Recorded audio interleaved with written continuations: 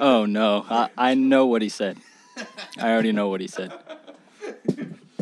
This high-tech instrument, that's what he, yes. That is the smile of knowing, I can see. Yeah. Yeah, he's a character. He's fun. Yeah, that was a good time. I never knew he did martial arts until the last time I talked with him. Yeah, I did too. We did it together. Oh, yeah? Yeah. What did you do? So, Brazilian Jiu-Jitsu, Muay Thai, and then a little kickboxing. Cool. Yeah, it was fun. Mm-hmm. And from what he said, the gym was pretty legit, too. Yeah, up north. Yeah, that was after we trained together. When he went away for college, he took it more seriously up there. Mm-hmm. We were pretty casual when we did it. Cool. That's I love that's one of the best things I've learned from going to a martial arts gym is the amount of people who are badasses, but they don't have the movie stereotypical badass look about them. Mm-hmm. Yeah. But like if I look at you and I'm like, yep, you could be as dangerous as like the most dangerous people I know. Like I've learned that over the years of having my stupid assumptions of what a dangerous person looks like. And now I've come to realize it's just, it could be anybody, literally. Yeah, you never know. You never know. Could be anyone walking down the street can do incredible things. You'll never know. Yeah. How long do you train? 2 years. About 2 years, I'd say. I started when I was like 16.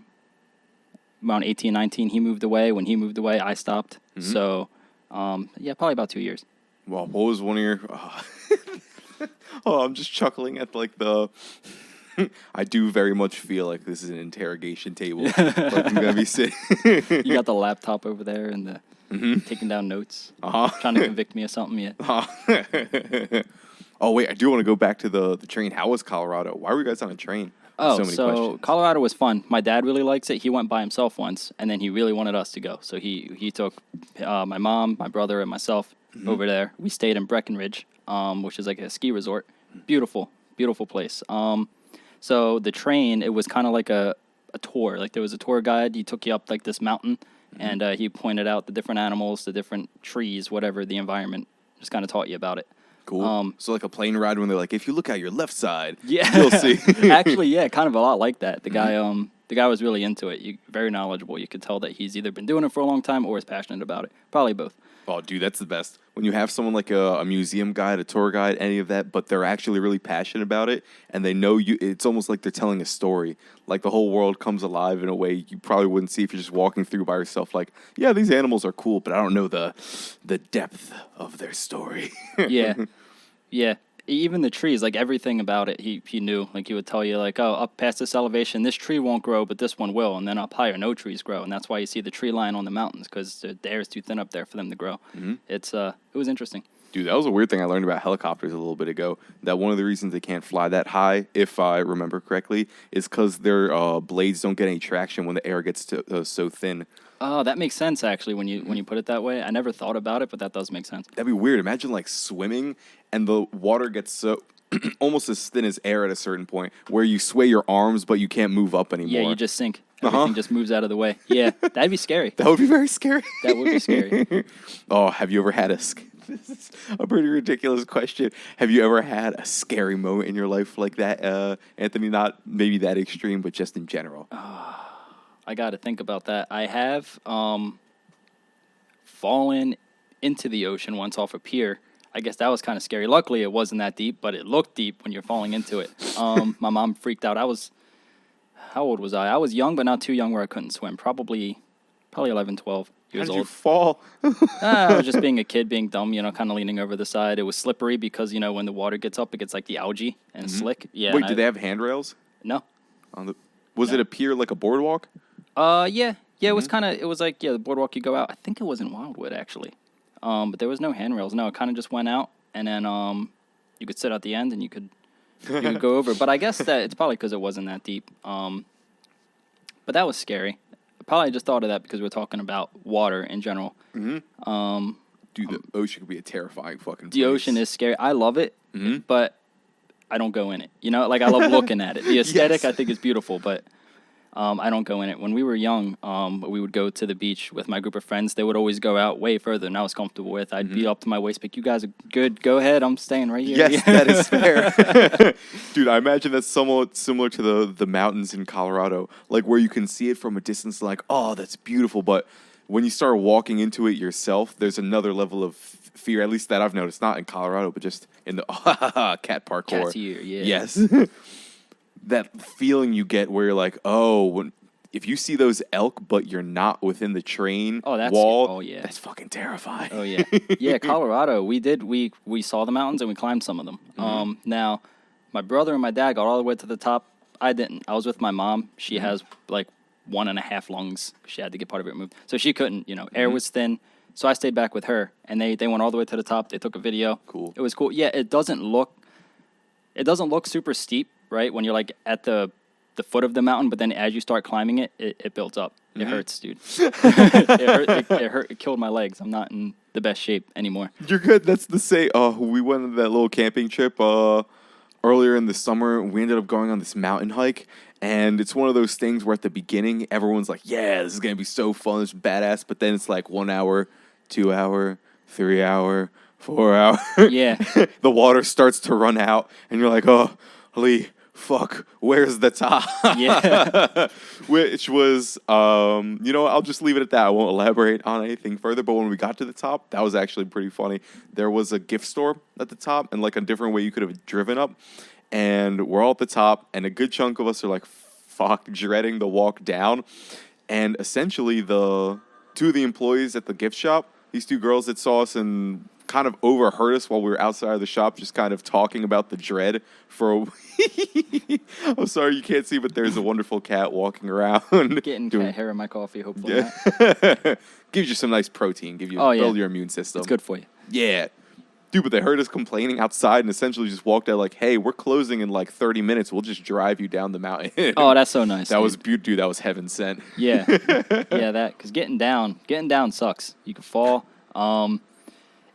So when we were climbing, first we climbed down the mountain because it was like you kind of park. I don't want to say halfway, but there's like it's like a road goes down and up. So my dad's been there before, and he found the remnants of an old town there, all like log cabins, all destroyed. Yeah, he told you about it. He saw a fucking cougar. Yeah, there was, and then he wanted to go back, and then he was like, I gotta take you guys there to see this, and I was like, oh, you want to get us to meet the cougar? Maybe you won't be that lucky this time, But so we went down there, we found it. My brother fell in like a creek and lost his phone. That kind of sucked. Oh, yes. Yeah.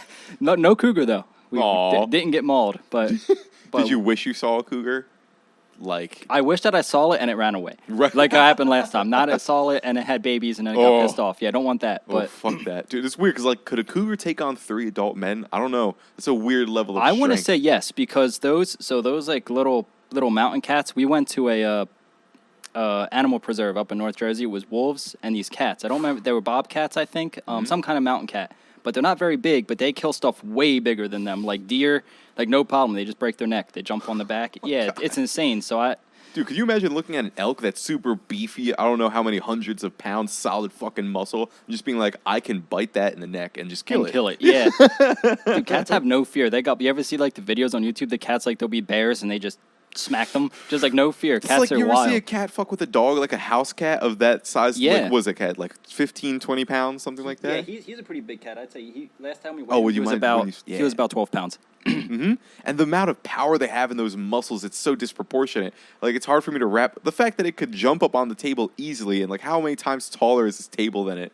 And it's just casually like, no problem, jump right up. I've seen him do some because he used to be we'd let him outside before we moved into the apartment, and he would mess with the raccoons, big ass raccoons. He did not care. He chased them up the telephone pole. They hiss at him. He was just like, I'm a cat, I had no fear. Fucking badass, dude. Yeah. Wait, the raccoons would go up a telephone pole? Yeah, they climb right up. I didn't know they could climb. Oh yeah, dude, they climb good. Climb right on up there. Dude, I had no idea. Raccoons can be pretty badass. I didn't know. I've only they got seen videos thumbs recently.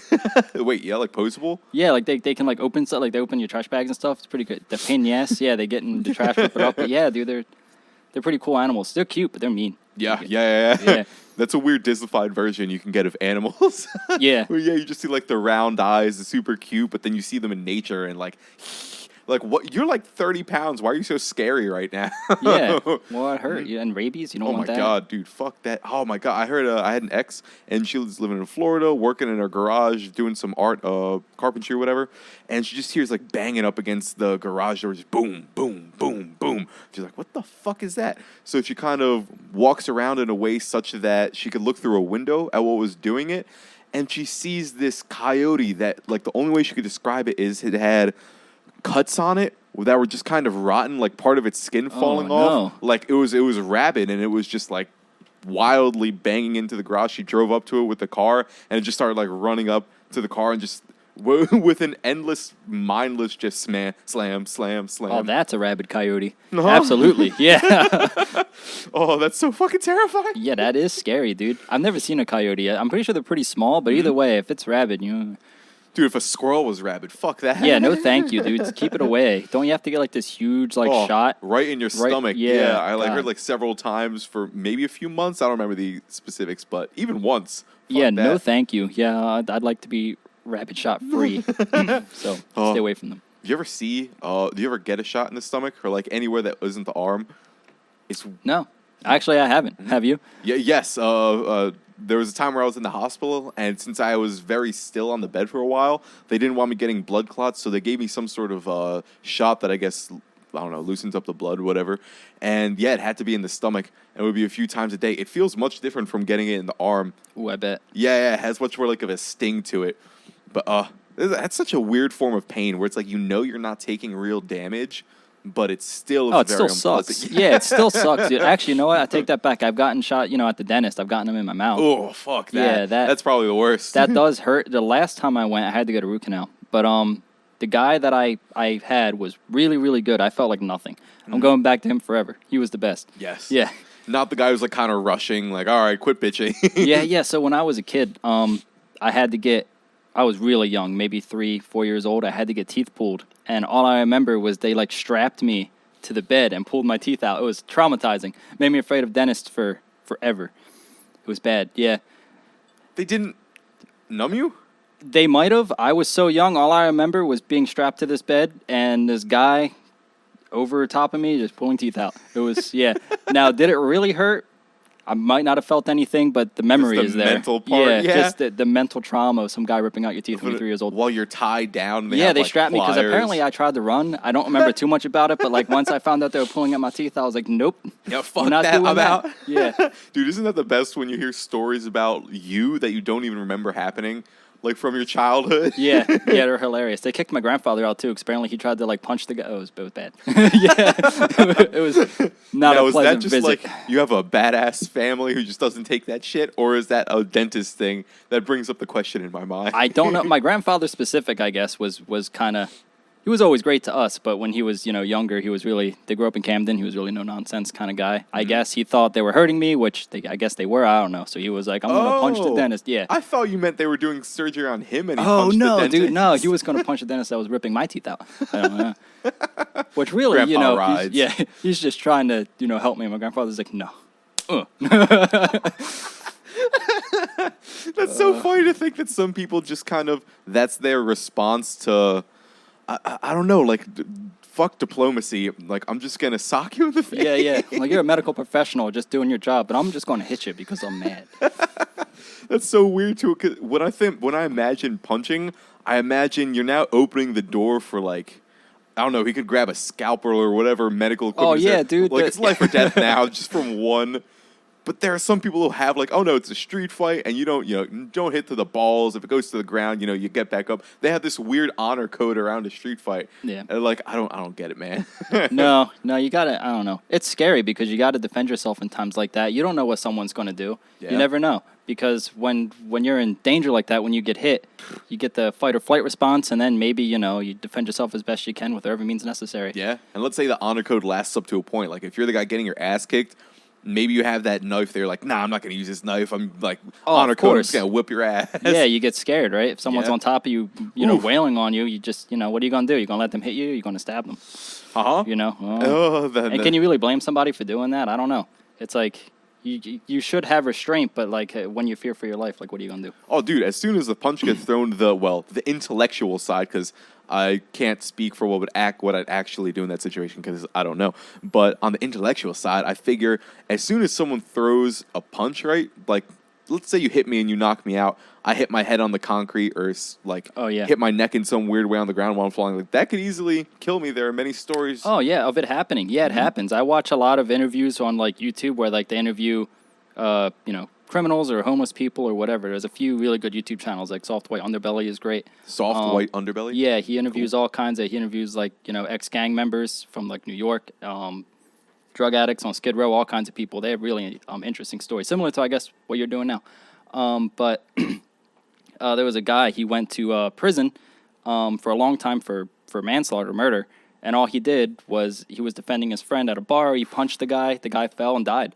You never know. Yeah. It's not worth it. Oh, dude, I heard a kickboxing tournament story from Joe Rogan, and he said this was like the hardest knockout he ever did on someone. He did some spinning heel kick, and the guy was, I think, leaning into it because he thought he was doing another hit, so he was trying to dodge, but ended up adding to the momentum, and it was pure heel on head with maximum explosiveness, and the guy just dropped. Yeah. And he was out for minutes. They had to take him out on a stretcher, and he said that freaked him out. And he's talking to this old, like, hard war veteran Korean guy who's like, he's seen some shit kind of guy. Yeah. And he was talking to him about it, and the instructor was like, hey, I heard you had a really good knockout at the tournament.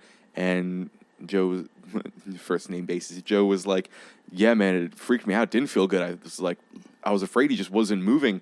And the guy just said, most matter of fact, like, sometimes they die. And then he just, like, walked away.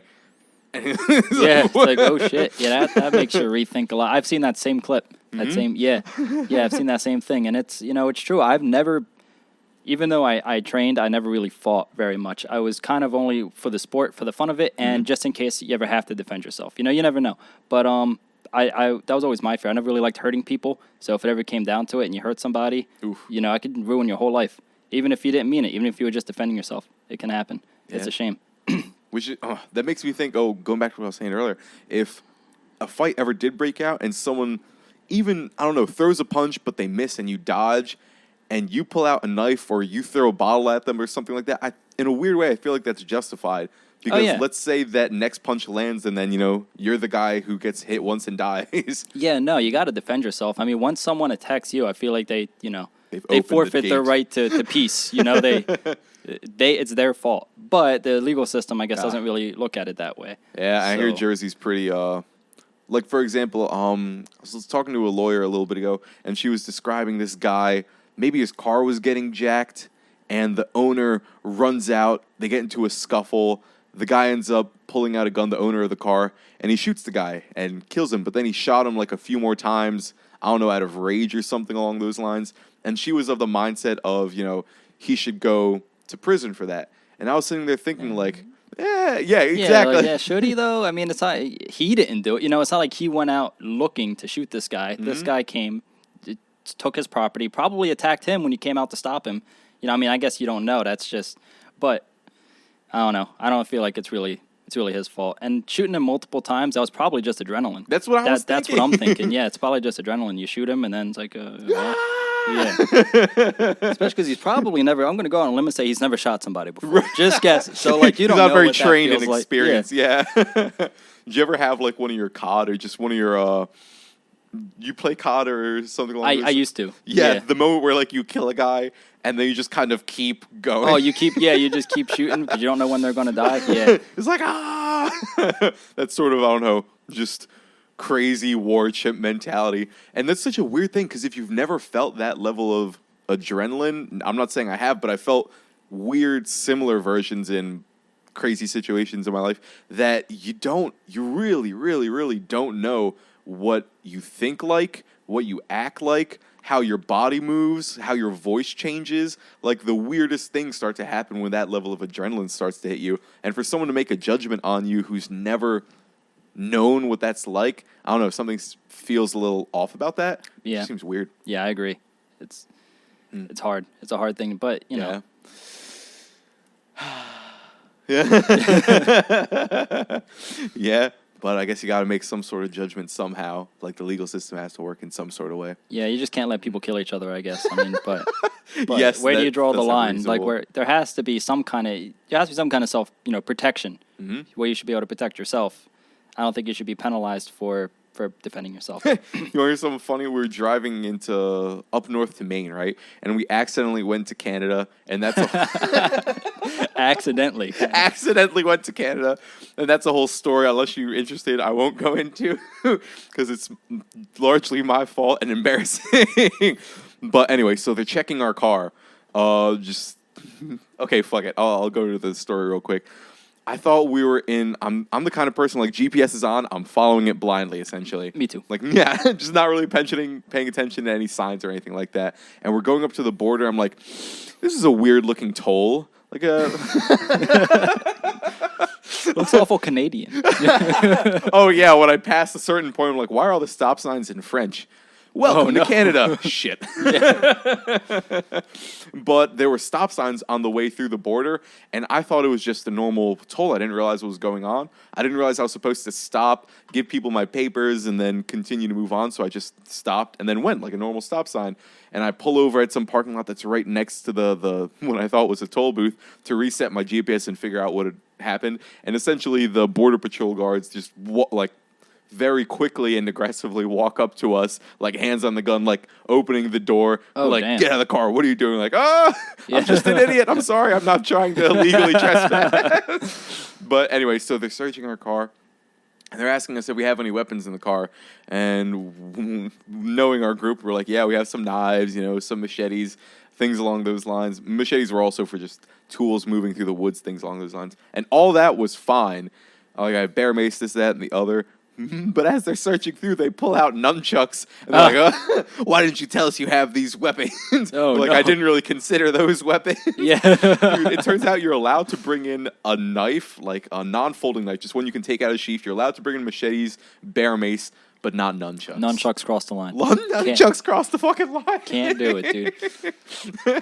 So sometimes laws just get that ridiculous. It's just weird to think that, like, I don't know, when you think of someone making a law, I imagine someone very official and intelligent and very structured, way. Like, not many things are going to get through the cracks. But then every now and then you have some stupid shit like that. Do you think they explicitly listed nunchucks as no? Really? Yeah, it was no on the nunchucks. That is nuts. It was like no knife that you can, if the blade is concealed and you can flick out the blade with one finger, you can't bring that in. You can't have like one handheld pepper spray.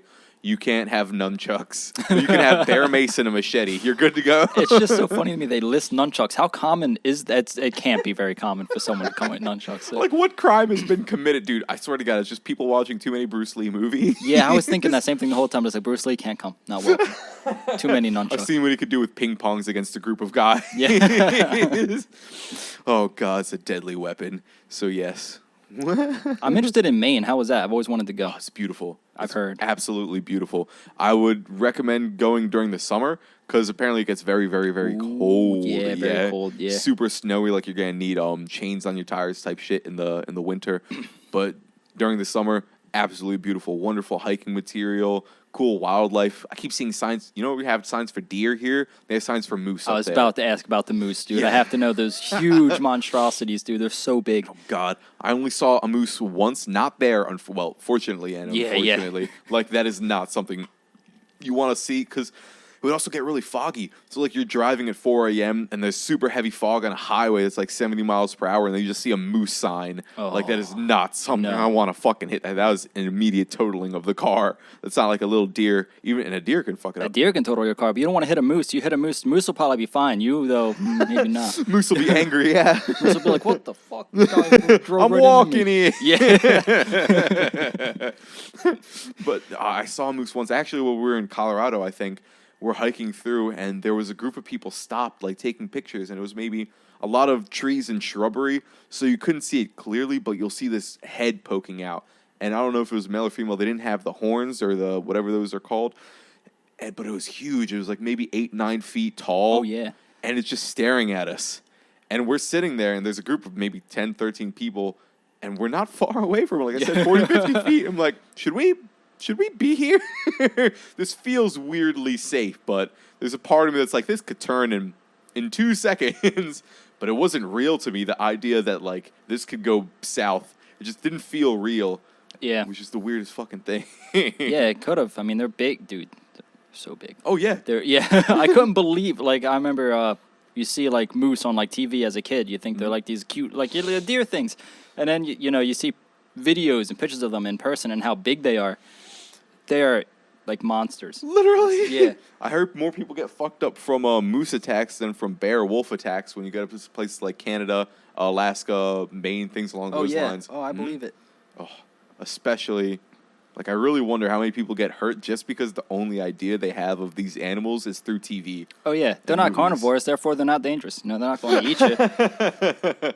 Little do you know that thing has like a fucking what's an anvil, like an anvil on their head. Oh, yeah. That they'll just come sprinting at you with. Yeah, they just move cars like no problem. I've seen videos of them doing it. Just move, like, get out of my way, car. You're only like 2 tons. Only like 2 tons. Move. Oh, yeah. dude. Yeah. That's fucking strange to realize how weak a person is when it comes to physical strength. Oh, yeah. Compared to the animals, yeah, absolutely. And like somehow we've moved so high up the food chain, but when I hear hunters just talking about how quickly an elk can clear a hill, just sprint up it gracefully, Oh, no moving problem. through shrubbery, oh yeah, over trees, and this took you like an hour and a half of like, Yeah, what always scared me was finding out bears could climb trees. Because like when you think about it, like you're a kid, you're like, yeah, I'll just climb up the tree. No, bears can climb. Nope. They can climb better than you, and you're not safe anywhere. Can I go into water? Nope, they can swim, probably swim better than you. Swim, no problem. Could I? You're probably cold because that's probably like 50-degree water. Them, no problem, dude. They got the oil and the fat and the fur. Yeah. Dude, and the reflexes, like you'll see them catching fish. Oh yeah, they're fast too. They're just also just big, incredible monsters. You stand no chance out there. Which is weird to think that some people, like, just imagine getting a stick, a nice long sturdy stick, putting a pointy rock on the end of it and thinking, I'm gonna go kill a bear. I'm gonna go hunting. Yeah, well they had to eat, I guess. You know, what are you gonna do? I heard some theories, I don't know if that's the right word, but theories that people used to be much more scavengers. Kind of like a hyena would wait for the lion to go in and take their pick, and on a human scale out in the savannah, you wait for the lion to go eat, then you wait for the hyenas to go in and eat, and then we'll go in and maybe break the bones open with like rock tools, get the marrow out, and do what you got to do. Yeah. I mean, that does kind of make sense, especially back before like we learned how to make these tools and stuff. That would because how are you going to kill something like that with your bare hands as a human? Hell no. I guess you take like a big rock. Hell no. First tool, you just kind of, maybe like some rabbits or something if you get lucky. Yeah, but nothing like, like a deer or anything like that. I don't think we stand a chance with our bare hands killing even like a deer. Dude, I don't think that. so. Yeah. Those fuckers are scary. If you see them with like big old antlers, spears on their head, and you have nothing on you, you don't have bear mace or a gun or even a knife, I wouldn't feel confident. Oh no. I don't think. No, I don't think so. Mm-mm. You see it and like, what am I gonna do? Punch it? Yeah, right. Won't give it a good old leg kick. Bro, just sidestep at the last second and sweep its leg, then rear naked choke. That's what you got to do. That's how you take down a deer. That's how you get stabbed. That's how you die. You get stomped on a bit. Yes. Nature's scary. Nature, yes, it is quite scary. It's beautiful too, though. Yeah. When you were in Maine, did you get any lobster? Did you try the Maine lobster? Is it different? It was. I got it in a roll form. It was good. Oh, the lobster rolls? Yeah. Oh, yeah. I got to try those. With like some nice lime drizzle over the top of it. It was very delicious. The guys were also going to town when it came to lobster. I had to be budgeting. Okay, funny other side story that I didn't bring up. So when we're leaving Canada, they were super cool when we realized we were just dumbasses and not like criminals. And they're like, yeah, you guys, we're not going to get you in trouble. Keep all your weapons and whatnot, and even keep all your weed, because they found it. Yeah, that it was legal to bring into Canada, interestingly enough, which I didn't know until then. And as we're coming back to America, they're like, well, just so you know, it's illegal to take it back into the States. Oh. Yeah. So do with that what you will. And essentially, I'm like, I don't want to risk that. So guys, just throw out your weed. So essentially, I ended up having to buy them all the weed back that they threw out. So I was very much on a strict budget for the rest of the trip. But they enjoyed the lobster. That's good. As long as because lobster's not cheap. No. Maybe even up in Maine, you would think it'd maybe be cheaper there because that's like, lobster capital. But maybe not. It's not, Have you ever gone fishing or like lobster catching? I've never been like lobster catching or crab, like with the cages and stuff. My grandfather he lives down the shore. He used to own a boat. He would go out and do it. But I've never done it. I've been fishing rod. Oh, that's fun. That I've done, but never cage fishing. It's strange, like how boring it might seem for someone from a third-party perspective, but when you actually do it, just the peacefulness of sitting there in nature, just kind of waiting, and when you finally get that catch, the adrenaline rush, like, Yeah, I got a fish. Then all of a sudden, it's fun. Yeah, yeah. I wouldn't say it's not fun the whole time. It's enjoyable to just kind of sit out there and just, especially if you're with people, you're just all kind of hanging out and doing whatever. A weird zen-like thing. Yeah. Oh. So every now and then we would hack the code where we get just the right bait on a pond that's super active. So you're catching like 8 fish. Centaur brings a little portable grill with them or a little stovetop. So we're just there gutting the fish. He's teaching us how to gut them. We're cooking them right there. Is it any good? Oh, it's delicious. Oh, yeah? What kind of fish were you eating? I don't know. That was in Colorado at the time. I think we were fishing illegally. Don't do that. Yeah. You need a fishing license, which, by the way, I was also fishing illegally every time I went. It was just this little pond by the place I used to live. We would fish there. And honestly, if you're not like... there's a point at which you're legitimately making these fish go extinct. If you get really good and you have some perfect bait or whatever where you're just getting fish, where it's like, all right, morally speaking, I should probably stop now. Yeah, probably shouldn't do this no more. Yeah. But if you just do a catch and release. We used to release them. Yeah, we used to release them. Because what are we going to do? We were young. We were maybe 11 years old. I used to go down there with my friends, and we would go fishing. There was this guy that lived around us. He was like, huge white beard, old, like wilderness-looking dude. He had huskies. Perfect. Yeah, they were beautiful. But he used to go down there and fish. And every time we were down there, he'd talk to us and he'd teach us stuff. We were using hot dogs. That works. He would like, you just cut up some hot dogs. Everyone to go fishing. They'll eat it. And then he taught us cooked or uncooked? How to uncooked. Cool. Yeah, he taught us how to scavenge what were called sassafras roots. I don't know if you've ever done that. So essentially, they're roots. They grew native to the area, and you smell them. They smell like kind of spicy, kind of like root beer. Right? So he's like, when you smell that, you could take this home and boil them, and you can make sassafras tea. We used to do that. It would turn red. It was pretty good. That sounds lovely, man. Oh, he was a cool dude. That sounds like I almost met Santa Claus. Yeah, kind of. Yeah. He was a little bit more rough looking than Santa Claus, but he was a good guy. Everyone knew who Santa he was. Claus. Yeah. Dude, you ever see the movie Klaus on Netflix? No. I highly, highly recommend it. It's one of those family-friendly movies, like a Shrek, essentially, where it's like, this isn't a kid's movie. Because I can watch it as a 20-year-old or my 50-year-old parents are watching it, and we're all having a great time. Yeah. And it was introducing Santa Claus, like an origin story, and essentially he was this like Kratos from God of War, this like lone woodsman who's very like quiet, badass, like his heavy steps, bringing toys to the kids as a man. Yeah, which sounds so weird when you say it like that. But yeah, dude, that is exactly what it was. Yeah. I actually don't want to ruin the story. It's a great plot. I highly, highly, highly recommend it. It's just called Klaus with K. Yeah, I'll look into that. Yeah, dude, seriously. Needing something to do. That with some hot chocolate, especially on one of these nights it's getting real cold. Yeah, it's so weird, especially because being up here in this apartment, it gets warm up here. It'll be 50 degrees. We still have to use our AC, probably because downstairs has their heat on, the neighbors have their heat on, so it all gets hot up here. But right now the AC is running. And it's what? 40. It was 40 something this morning. But then when you wake up in the morning when the sun goes down, then it's cold and you have to turn on the heat. It's really annoying. I'm not a fan. Don't recommend upstairs apartments to anyone. Oh, physics. Yeah, the heat going up is. It's funny to know the little world hacks like that. Yeah, yeah, it sucks. But I guess the plus side in the winter, we don't have to use our heat too much. Oh shit, that's weird. I wonder if the people below you, like when you have your cooling on real strong, does the cold trickle down? Like, will they have a more cold apartment? As opposed to like if someone was above you and you had your cooling on? That's a good question. I don't know if it might. Maybe that's why it's so hard to keep it cool up here, because them bastards down there are stealing all of my damn AC and making my electric bill really high. Yeah, dude, that's why I listened to I was walking up, the lady downstairs was listening to some, I don't know, preacher? Something along those lines, like a really loud, sassy character. They seemed like interesting characters. Oh, yeah. They're friendly enough. They talk whenever we go out in SAS, they talk to us. No coffee for you, cat. Yeah. You're not allowed. Has the cat ever gotten into the coffee? Typically, they smell stuff first, and if they don't like it, they just walk away. I don't think they like coffee. It's too bitter. But they've drink, our water. If we have a cup of water, they'll just drink it. And then maybe milk, especially, they'll just come right over. It's like, yep, this is for me now. I can reach it. And thank you for sharing, Hugh, man. Yeah.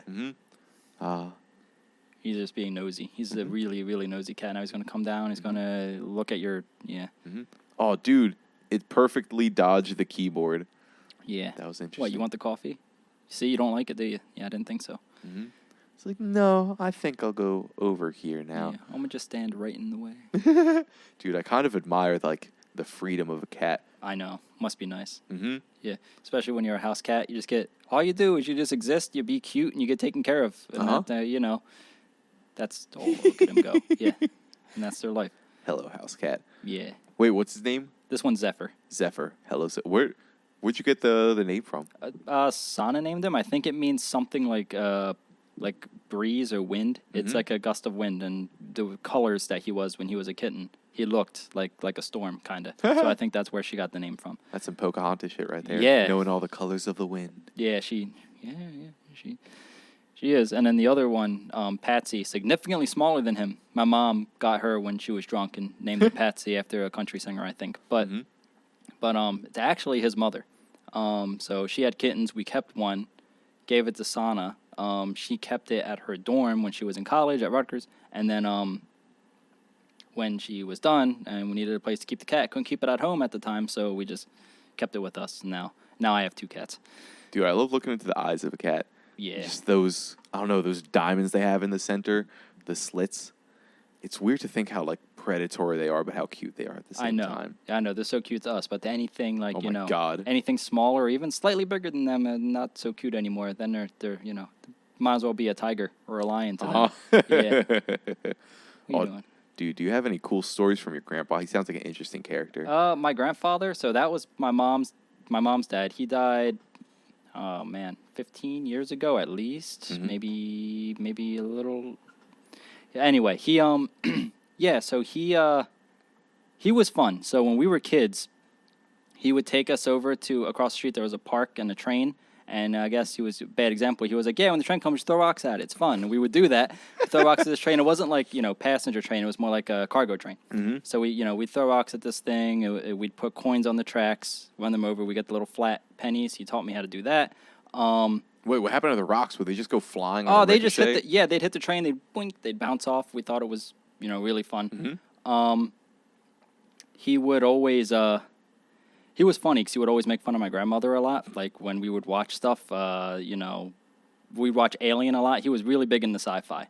So he really liked Alien, and every time we'd come on, he'd be like, "That looks like your grandmother." We'd all laugh. He was, and my grandma would hit him. He just thought it was hysterical. I love that she hit him as a response. Oh, yeah, she'd be, and he's still laughing. Yeah, he had a very addictive laugh, too. He was an interesting guy, but as far as any, big exciting stories other than when I was a kid, not a whole lot. Those sound good. Yeah, no, I have good memories of them, but nothing like big. Like we did a story drive-by and had to think we of some did. others Yeah, robbing one time it. we went down and we we robbed a bank or something. Yeah, nothing like that. Just general good. Oh, you know what? He did used to. The only grandfather I know that would play Nintendo. He would, so when I was a kid, we'd play, and I mean old Nintendo. It's a big gray box, had the huge cartridges. We'd play that, and he specifically would play Fester's Quest on NES. It was, Addams Family, but it was kind of like a twist. So Uncle Fester, aliens came down, and Uncle Fester had to fight the alien. That's probably why he liked it so much. He loved sci-fi. And he was really good at it. I sucked because I was like 4 years old, and I would always make him play so I could watch him because I would die immediately. But he was ironically pretty good at the game. Who the fuck made up that game? I don't know. Someone was on something when they made that up. They're like, how do we make an Addams Family game? Well, how about we bring aliens in? Got it. Yeah. Were they spooky, like Halloween-y aliens? They were creepy. It was almost, so at that time, good. I think everything was taking inspiration from Alien. So they were very similar to that. They had like long spiky tails and arms and stuff. And, they scared me. Even though they were, 8-bit little just pixelated pictures, they were still scary. If that scared you, didn't you say you watched Alien, like the movie? Oh, dude, we would watch it all the time. Yeah, but he tried to make it fun by comparing it to my grandma. So, every time it could come on, I think maybe that's why he was doing it, looking back on it now. He's like, all right, this is going to scare the kids, so let's just make fun of grandma. Wait, how old were you when rich? Dude, I love the kind of ball busting that is still, like, there's love with it. Oh, yeah.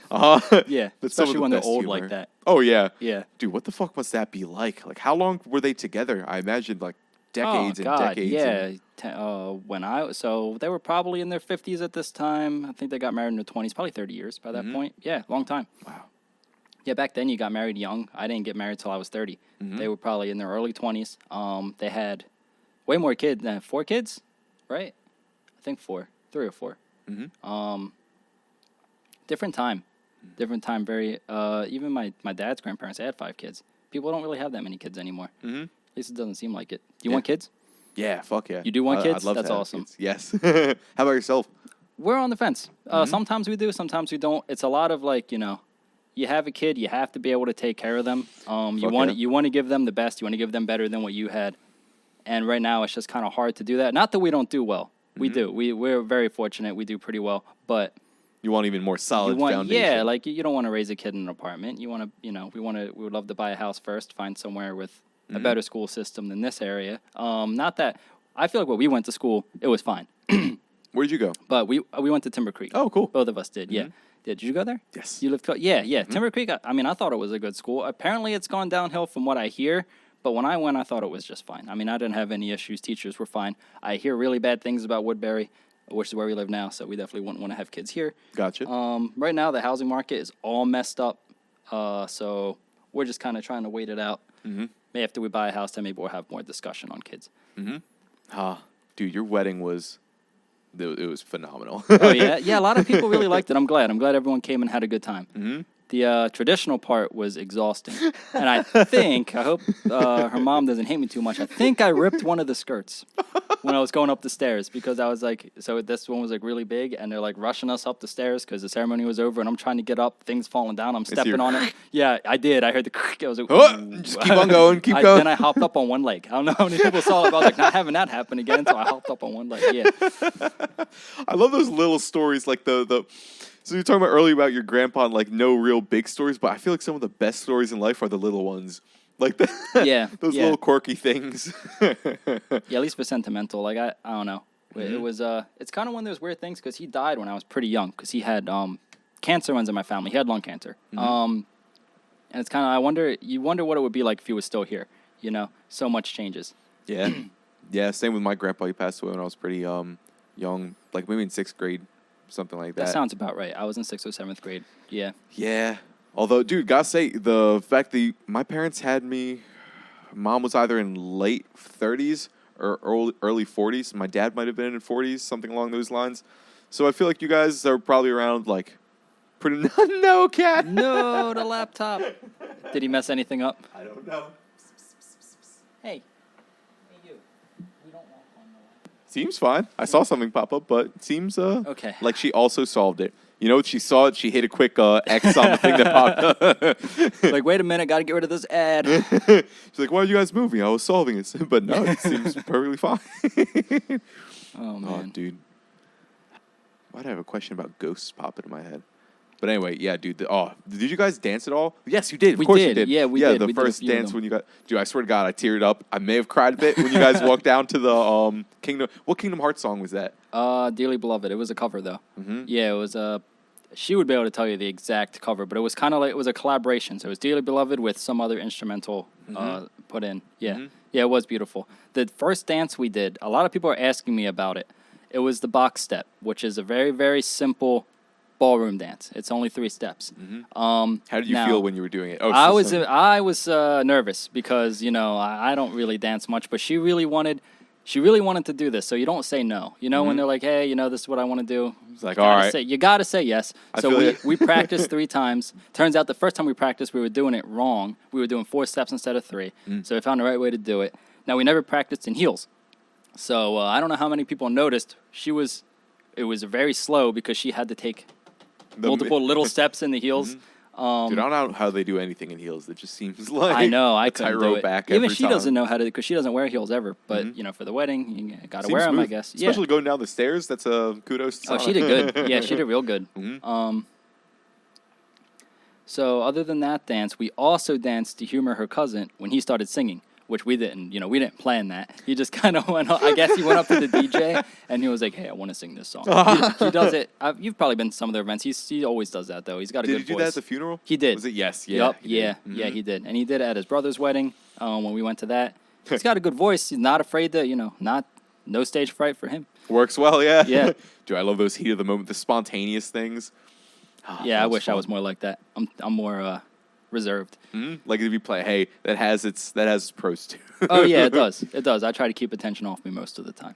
But yeah, you seem like a pretty like under the radar kind of guy. Like I kinda try. just like to do my thing, not really step on anyone's shoes, and just chill, live my life, and do my thing. Yeah, I try. It was a big struggle at first coming into Sonia's family because they do all kinds of stuff, especially when Mr. Ken was still around. He wanted to do everything, and I was afraid to be honest, of the temple, because I was like, I don't want to offend anybody. Like, am I going to sit wrong? Am I going to do the wrong thing? But they've just been wonderful, very, very open people, very caring. They're not going to get mad at you for you sit the wrong way. They're just glad that you're there. It's funny. I have to say that when I saw you guys doing the dance, the reason I asked how you felt is because I saw like what seemed to be mild tension in your face. Oh yeah, yeah. But then it was so beautiful because every now and then you guys would look at each other and just break up like laughing. Like I'd see you guys chuckle, like almost a break of the tension of the nervousness. Oh, it was cool, dude. And just to think of what happened recently with Papa Kem and just how it all,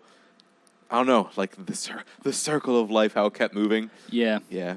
Yeah, the tension was because we didn't know. So we came down the steps late because one of her sisters was running a little late. So we were waiting for her. She got there, they did their thing, all great. We're getting ready to come down. We were not told we were going right into the first dance. So she had like her full dress still on.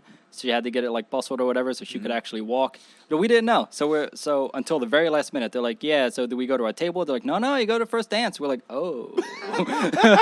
So, yeah, no, not a whole lot of mental preparation there. Yeah, I love those where it parts. came from. I Yeah. both love and hate. It's a love-hate relationship with those parts of life. The very spur of the moment, like, all right, a complete 180 shift from what you thought was going to happen. Like, Yeah. the whole best laid plans of mice and men sort of thing. I was glad when it was done because, like, I was super nervous, like, the whole day, like, for the reception. But then, like, once I was there and once, everything started, it was fine. It was like, yeah, it was the anticipation that kills you more than actually doing It's it. fucking weird how that works. Yeah. That applies to so many things, whether it's like you want to go up and talk to someone you kind of like, and there's the anxiety building up, but then you go and do it, and you're like, oh, it's just a conversation. You're like, oh, it's not that bad. Yeah, I think, I don't know, I think sometimes our brains, they kind of want to make a lot of scenarios play out, and a lot of times some of us focus on bad. I know I do. It's a bad, you really shouldn't do that. You should be more positive, but it's easy to just be like, oh, well, what if it goes wrong? Because when stuff goes wrong, there's more consequence. Stuff goes right. It's just okay. That's weird. That's hard to measure how much you should try to inhibit that or change that. Because sometimes, first off, I'm looking at that. No, okay, I'm going to remove my ADD from the scenario for a moment. I was going to say you have a beautiful computer that looks like it's fucking ready to go. Oh, yeah. Yeah, I mean, it's getting old at this point. I need to replace Would you it pretty soon. mind staying by the mic? Oh, yeah. Yeah, It's, you're good. no. It's getting old now. It's like 5 years old. I need to replace it soon. But it pays my bills right now. So when I bought it, it was a lot of money, like $3,000. Dude, there's just kind of like a car, like parts breakdown, things along those lines. Parts you can replace it. That's the advantage of buying a tower computer like this, because if a part breaks, you can just swap it out and get a new one. But at this point, everything's old. Nothing's broken, still works, but I don't really want to wait for it to break and then have to replace it if I can help it. Fair enough. It's funny you say that 5 years is old. Is that just because things are changing so quickly? Things change a lot in tech. Yeah, really, really, really fast. I'm pretty sure the company AMD just released a smaller processor, or they could fit more transistors in a processor, and it's changing graphics cards a little bit, something like that, because their competitor, NVIDIA, just made it bigger. They were like, we're going to take this thing, we're going to make it huge. It's going to need like 400 watts of power, and it's going to be a mess. And then they were like, oh, let's just make it smaller. So while NVIDIA's is more powerful, AMD's is more efficient, and I think that's the way we should go, because how much bigger can you make these? I mean, that thing's already pretty big. What are you talking about, like physical size big, or like what it's I'm able talking to do physical sort of size.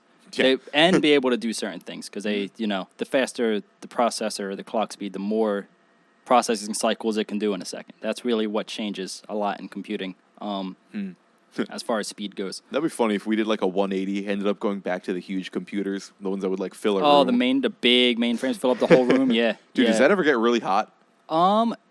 Not really. Now so when I bought this, they were still pretty efficient. I think mine only uses like 250 watts of power, so it doesn't get super hot. The new ones use, the newest one uses like double that. That thing gets hot.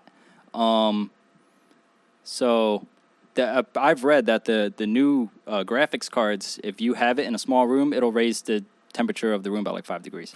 Yeah. Which, no thank you. It gets hot enough up here. That's a big reason why I didn't, buy new Partex. I'm like, man, it gets hot enough up here. I don't want to, like, be working, and then when I work, it have gets a 5 fucking degrees sauna hotter. in here. Yeah, no. Dude, that'd be like in Centaur's room, because he has when we're all in there, it can become a tiny room, combined with, like, Dallas will bring his PlayStation, Seth will bring his PlayStation. So there are 3 TVs, 3 PlayStations, with, like, 4 guys. Yeah. That probably gets hot. Dude, that room gets hot does. anyway. Like, when I went in there, you were playing, I think you were playing Xbox, and I went in there, I was like, damn, it's hot in here. You're like, I'm all right. Xbox. I'm going to throw this cup at you. We are was it PlayStation people. Okay, me too. But I thought that it was Xbox. I see an Xbox remote. That's not Xbox. Oh, that's, sorry. So that controller, that works for both PC and Switch. Oh, cool. There's a little dongle on the back that switches, yeah. That's really cool. And I bought it specifically because it uses magnetic joysticks. So a big problem with controllers right now is they get drift if you use them too long. That one uses magnets. So let's say, I don't know, it'll drift left, say. So even if you hold the stick center, it'll think you're holding left. Yeah, that's called stick drift. It happens because the mechanical parts in there, they break down over time. And then the potentiometer gets confused. It thinks that you're holding a direction, but you're not. Gotcha. Whereas in that one, it just uses magnets. There's nothing to wear out. So it just, depending on how strong the magnetic field is, it knows where the stick is. Cool. That's the main reason I bought it. Yeah, that sounds, I might have to get something like that. Yeah, it's not cheap, but it's not expensive. I think it's like $70. Oh yeah. And when it comes to remotes, as far as longevity, because I think a normal one is like 50 or 60, and to spend those extra $20 to not have a breakdown, it sounds worth it to me. I think so. That's what I thought too.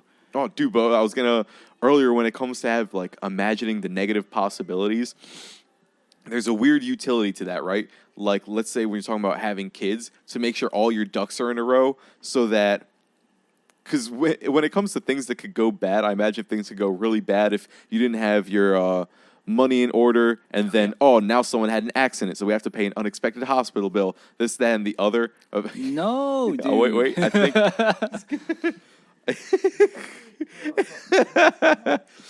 I'm laughing at the kitty cat. You're walking on over. Okay, cool. Sorry, my cat's being a jerk.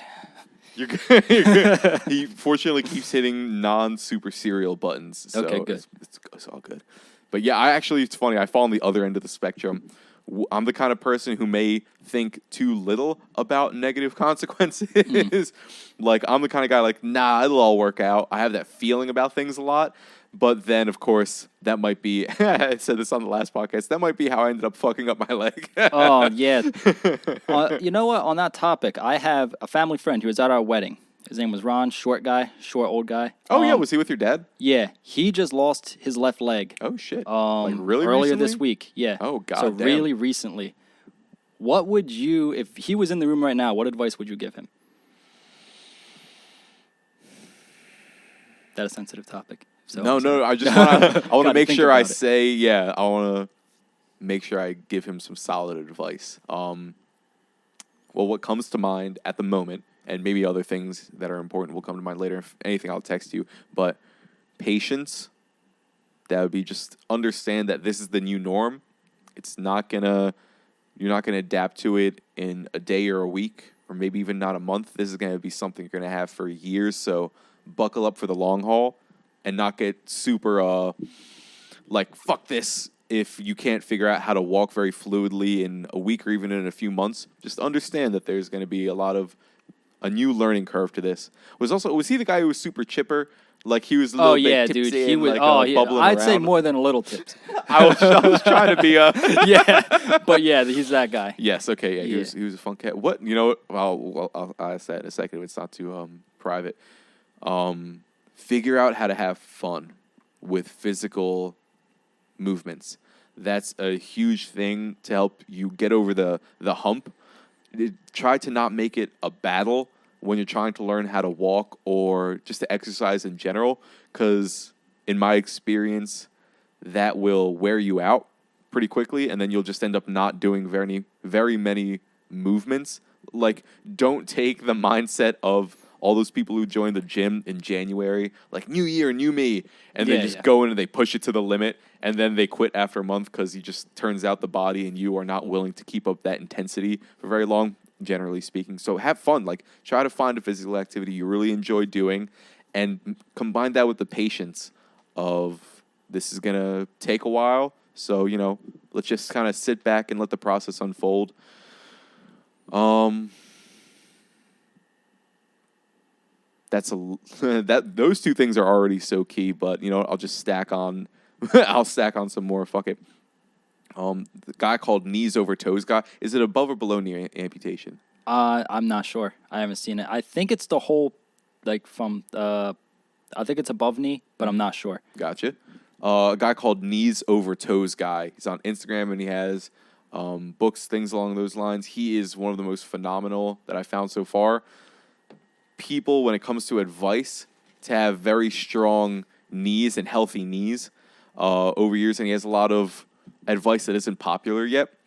So that guy, as far as rehab, try not to give in to being... Oh, here's a fucking huge one. Get good at negotiating with yourself, right? So let's say you want to make a change in your life, like I want to learn how to walk again. And let's say you start out with too big a task, like I'm going to walk a mile today.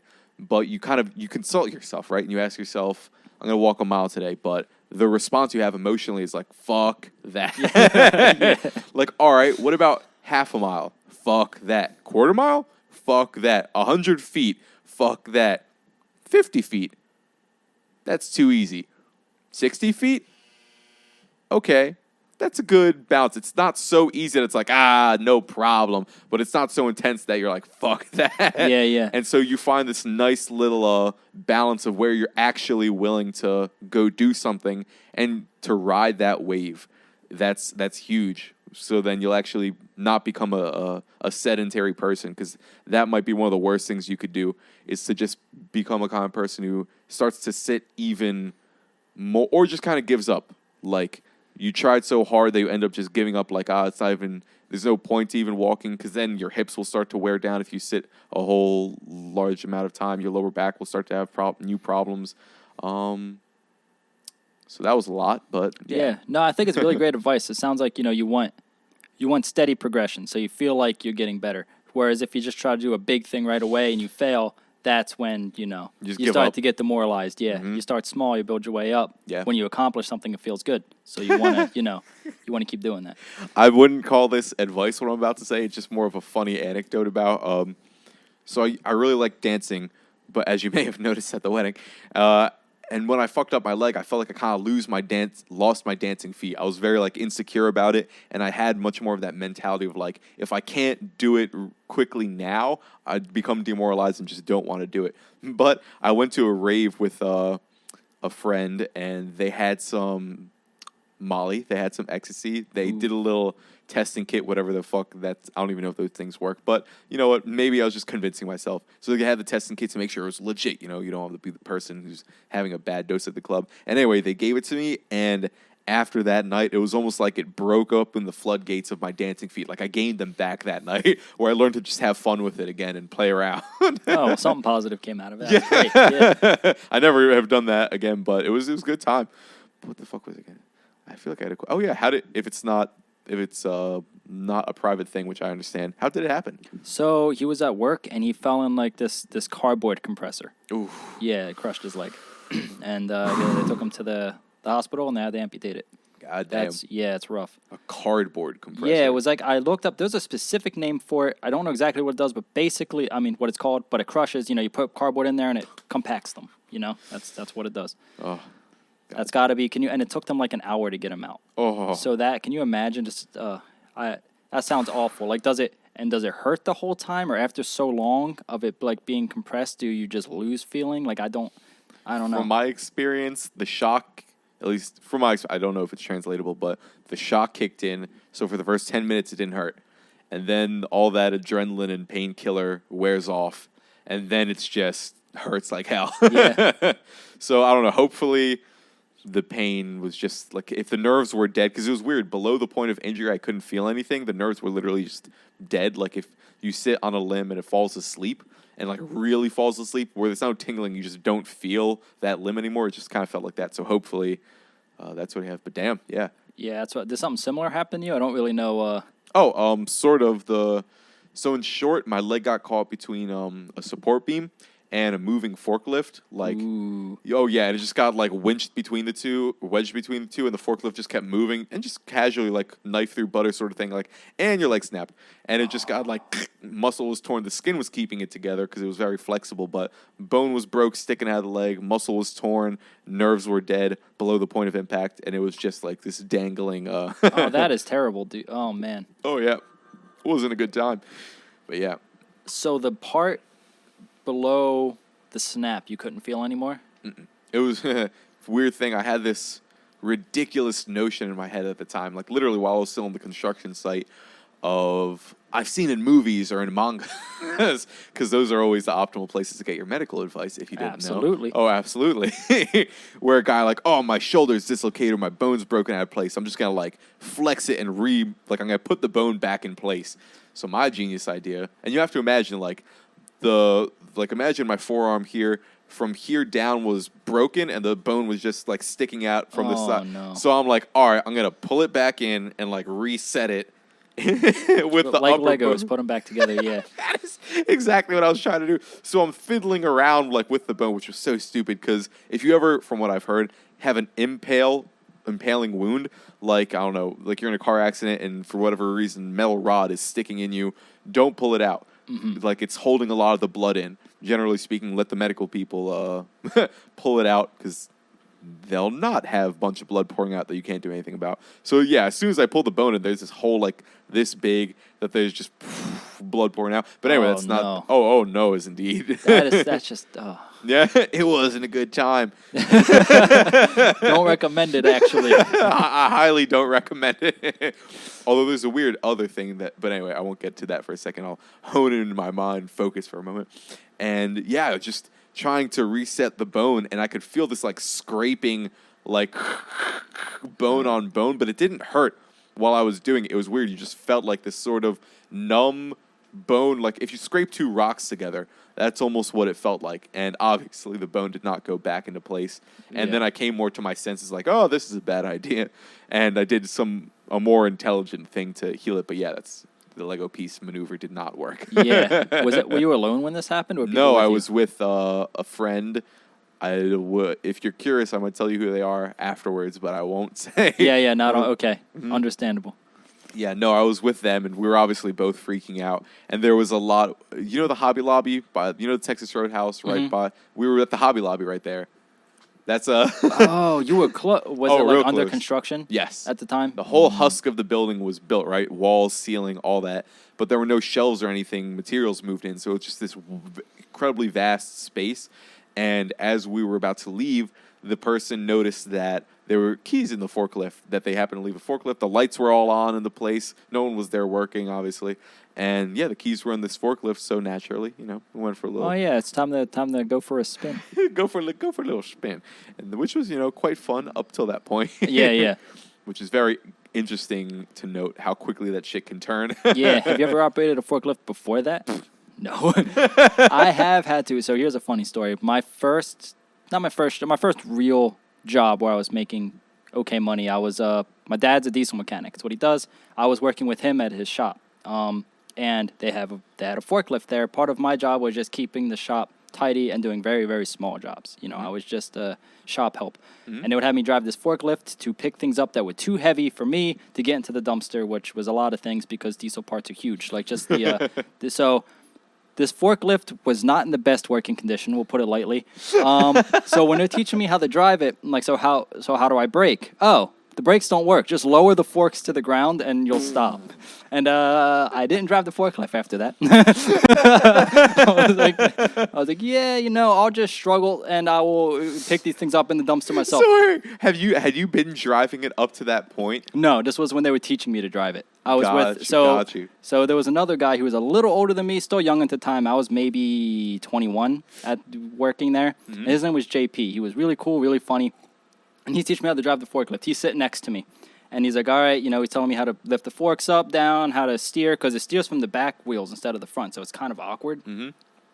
And then finally I'm like, all right, so how do I stop? Because, I'll move. He's like, oh, you lower the forks to the ground, angle them down, you'll stop. I was like, yeah. I was like, okay. And then I was like, I'm not driving that again.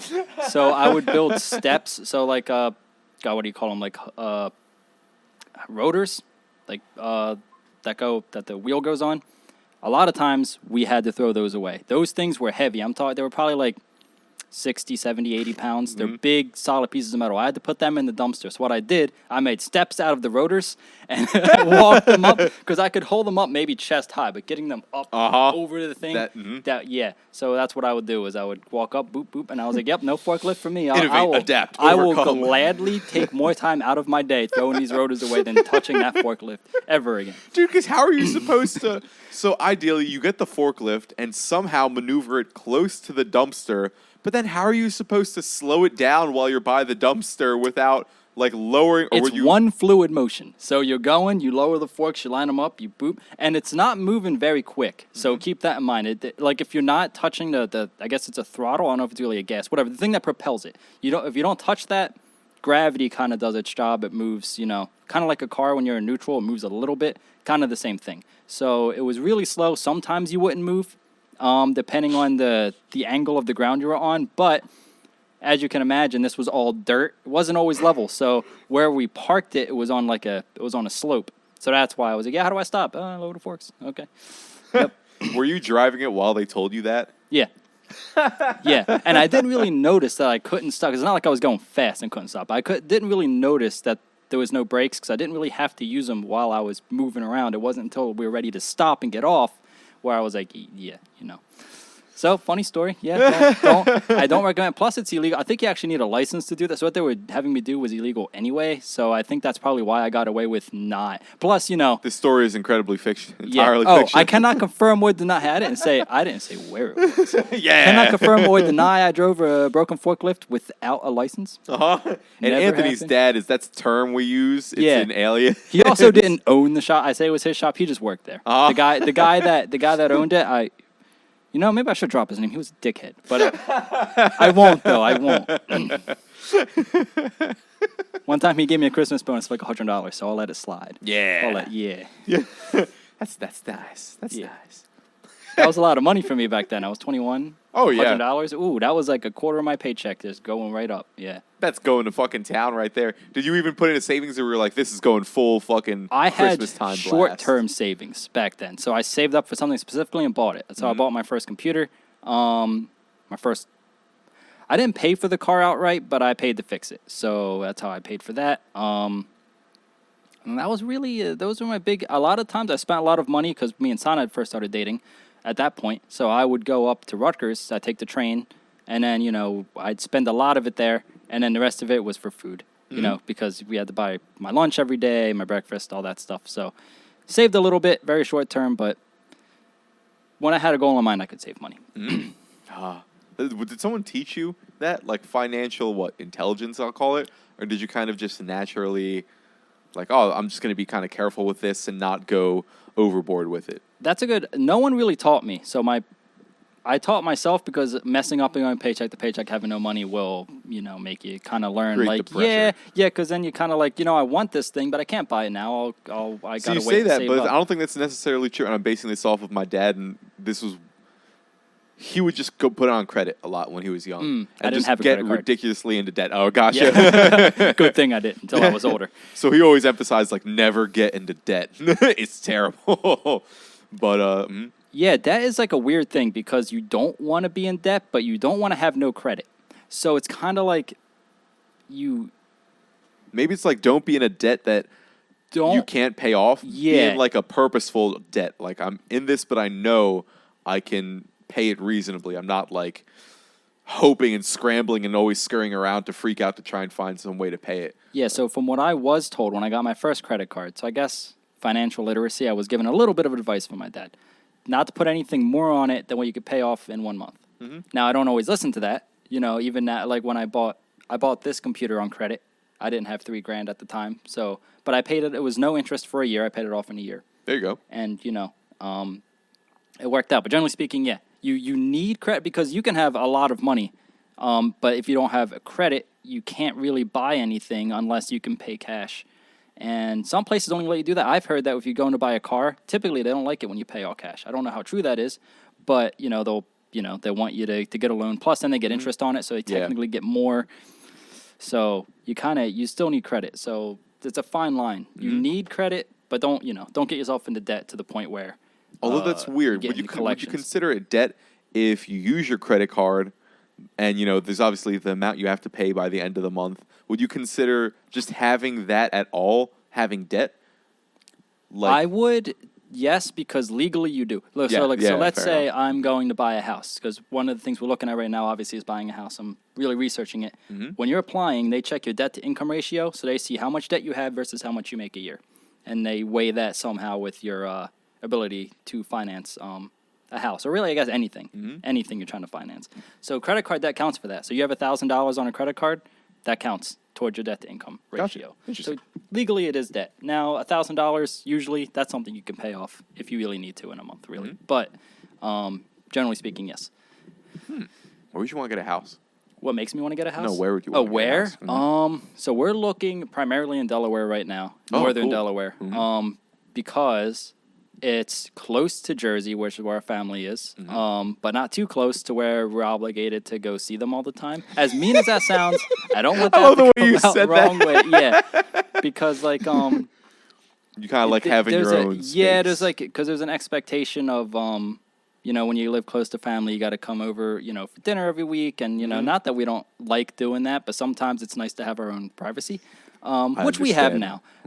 But it gives us some space from everybody while still being close enough to where we want to go see them. We can. It's only about a 45-minute drive, so it's not. Yeah, it's not far. Originally, Sana actually wanted to move to the to Nevada, California, that area over there, which is too far for me. Plus, it's real expensive over there. So back to Delaware. So we want to move there because it's cheaper than New Jersey as well. Taxes much lower. Oh, that's good to know. Oh yeah. Oh God. Property, I don't know if you've been looking at buying a house or just kind of what it's like, the process. I recommend you at least figure it out. You know, look into it, see what you would have to go through one day to buy a house. I think it's good knowledge to have. Taxes in New Jersey are, I'm pretty sure, the highest property tax in the country, if not then like top 3. I think California might be higher, but California hear we're up there. We are up there. Like for Camden County, where I grew up, it's like almost 3%. So that's a year. So that's substantial, especially right now while housing prices are so high. I don't know if that's something you look into, but if you... Well, I've heard... You've heard? Yeah, so I do a lot of what I do for a living is like data analytical work. So I've been looking at that. If you look at the line graph of house pricing right around 2020, it goes up pretty steady until you hit around 2020, and then it shoots up almost exponentially where house prices have almost doubled. It's really weird. I don't think it's sustainable. I think it's going to change soon. But basically, the higher that price, if you're paying a percentage on taxes, you're paying a lot more in taxes the higher the percentages. So like just the monthly cost alone in New Jersey would probably cost us $600-700 more a month than buying over there. Even if house prices over there are a little bit more, because they are. I'd say on average they're anywhere from $20,000 to $50,000 more for a house over there. But financing that mortgage is still cheaper than buying a cheaper house here and paying crazy high taxes. And 3% of what? 3% of the property value of the house that you bought. Oh, wow. Yeah, so that is why it gets so bad when all of a sudden an average house over here in New Jersey, maybe $300,000, you're paying 3% of that a year. That's what, $9,000 a year you gotta pay, right? I do that math right? I'm pretty sure. I think so, yeah. Yeah, and that's, $300,000 is cheap for a house right now. Most of them, I think the national average is like $400K, which is then $12,000 a year. Which then you divide that by 12, I don't know. Actually, yeah, $1,000 a month just in property taxes. So that's a lot of money. Yeah, and then you got to pay them. Otherwise, Uncle Sam comes with his hand out, and you got to pay. And then if you don't, then you lose your house. It's just like not paying your mortgage. So it's rough out there right now. Housing market. Yeah, I look into it probably more than I should, probably because I want to buy a house. But I can go on a tangent on that. I think it's kind of bullshit. Wait, the prices that they're at the moment? The prices that they're at are bullshit. Yes. I've heard my dad, because he likes to look into that sort of thing too, and he's just been commenting, I've noticed over the past few weeks and months, that like buying right now in real estate, it is not a great time. Also, real quick, I want to jump back. What exactly does exponential mean? Like it's rising at such a... Can you... Multiplicative. So like, all right, so like a steady increase, it was raising at about 2% a year, prices. According to inflation, that's normal. Once you get to about 2020, it goes up much steeper. So by exponential, I mean multiplicative, doubled. It's doubled. Now, what exponential is like compound, where it doubles every time. Now, it stopped. It's not going up as fast anymore, but it was for a while. I think that house prices doubled in like a year and a half, which is not normal. So exponential is just when something doubles in its, I'll say, rate of increase over X amount of time. Yeah, there's I could probably look up exactly what it means, but that's pretty much what it means. It's multiplicative increasing. So it's so that could be any multiple potentially? It like multiplies itself. And it goes, so if you've ever seen, I could easily draw it for you. It's harder to explain it. So like, let's say you have a graph, X and Y, exponential looks like this. Right? So it gets higher and higher, faster and faster, the further along you go on the x-axis. That's what exponential is. So yeah, it's like multiplicative growth. Gotcha. Where you can't really see exactly when it's going to start to level out. Exactly, yeah. Theoretically, it goes on forever. It never stops. Gotcha. But yeah, when it comes to real estate, it's hard to imagine that would be what happens. That just sounds like that would literally cripple a country if it was endless. Venezuela. Yeah. Yeah. Oh God, that's so weird to realize like that is a potential for something like you look at a banana in some of the extreme cases where a banana becomes like $100 for one banana like that, and it's weird to think that we're feeling touches of that now. Yeah. Inflation. Well, that's the fear right now is that something has to change because inflation is too high and it devalues our dollar. Globally. So I don't know if you know this, but America, the U.S. dollar is like the safe dollar globally for people to invest in. So like most countries will take the U.S. dollar because it's considered strong, stable, and it's always going to be that way. That's the idea that these countries have. But right now, well, fortunately, it's not just America that has this problem. Everybody does. It's probably has to do with COVID. The UK has it worse than us right now. China absolutely going through terrible financial collapse with their housing market. Yeah, you should look into that. So basically, real quick, so I don't go off on a tangent. Oh, you're good. So China... Tangent away. China's... the way they do housing is different. So you pay for a house to get built before it's even been constructed. You pay for a promise. You say, I will buy this house now so I don't have to pay high inflation next year, and you guys just start building it when it's done, then it's mine. And you're saying that's the norm? That's normal over there. Over here, you probably wouldn't do that because it sounds pretty dumb. Why would you pay for something that's not done? Unless you have you're paying for a contract, a builder, but even then, you don't give them all the money up front. You give them a deposit, something small, maybe, 10%. And then, when it's done, you give them the rest. Over there, you pay for all of it. Now, what happened was a lot of these contractors, they weren't finishing the house. They couldn't. They either didn't have the money or they didn't have the materials because there was a supply chain shortage, like no lumber, whatever the issue was. So what happened was people were already paying mortgages on these houses that they didn't own. When they weren't getting the house and they were just told, it's not done yet. We don't know when it's going to be done. Well, they stopped paying the mortgage. Why are you going to keep paying for it if they can't give it to you? And then... so you're saying not only... weirdly, I had this idea that they pay it all up front. No.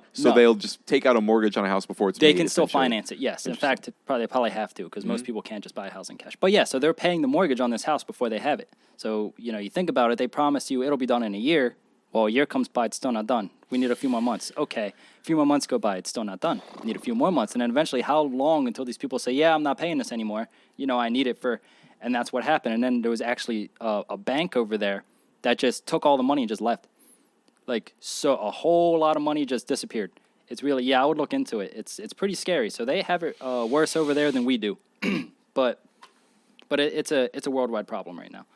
It's almost impossible to imagine that could really happen. Like I was stopped by the bank earlier today, and I'm just looking at it thinking, there's this idea I had in my head earlier of, you put your money in a bank, and before I almost imagined it like it's the equivalent of having it under your blanket or you're under your bed, right? Like it's right there. Whenever I want to go grab money, there is money. I can just go grab it. But then you realize if you ever want to take out or transfer money between different accounts or take out a large sum of money, and if there's a holdover rate or there's a holdover, they need to check with people to see if you can take out X amount of money, or there's a processing time to transfer money between accounts. You begin to really realize, like, oh, this isn't my money exactly. This is our money, right? Like you have a large amount of control over the amount of money that I like to call mine. And to think that they could just pick it up and, all right, bye. Yeah, technically they could. I mean, so your situation is probably a little different than mine, but banks necessarily,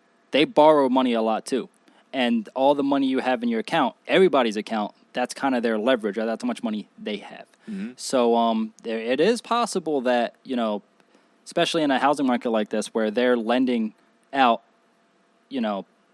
money on real estate, then that real estate drops in value, which is the fear that you get underwater in your house and you can't sell it for as much as you paid for it. Then people will default, and then they're out a bunch of money that, the bank themselves can default to the Fed, because the bank borrows from the Fed at one rate, and then they lend it to you at a higher rate. That's how they make money. And then generally was speaking. That the 2008 financial crisis? That's pretty much exactly what happened in 2008. Something similar is happening now, but now it's different because our financial crisis now is based more off of inflation, where back then the housing market caused the inflation. Now inflation is causing the housing market to go crazy. And the reason is because right now we could, not anymore, but like last year and a half ago, we could borrow money really cheap because the Fed had their interest rate at like nothing. It was like a 0% interest rate, which means banks could borrow essentially for almost free, and then they would lend it to you for cheap, 3%.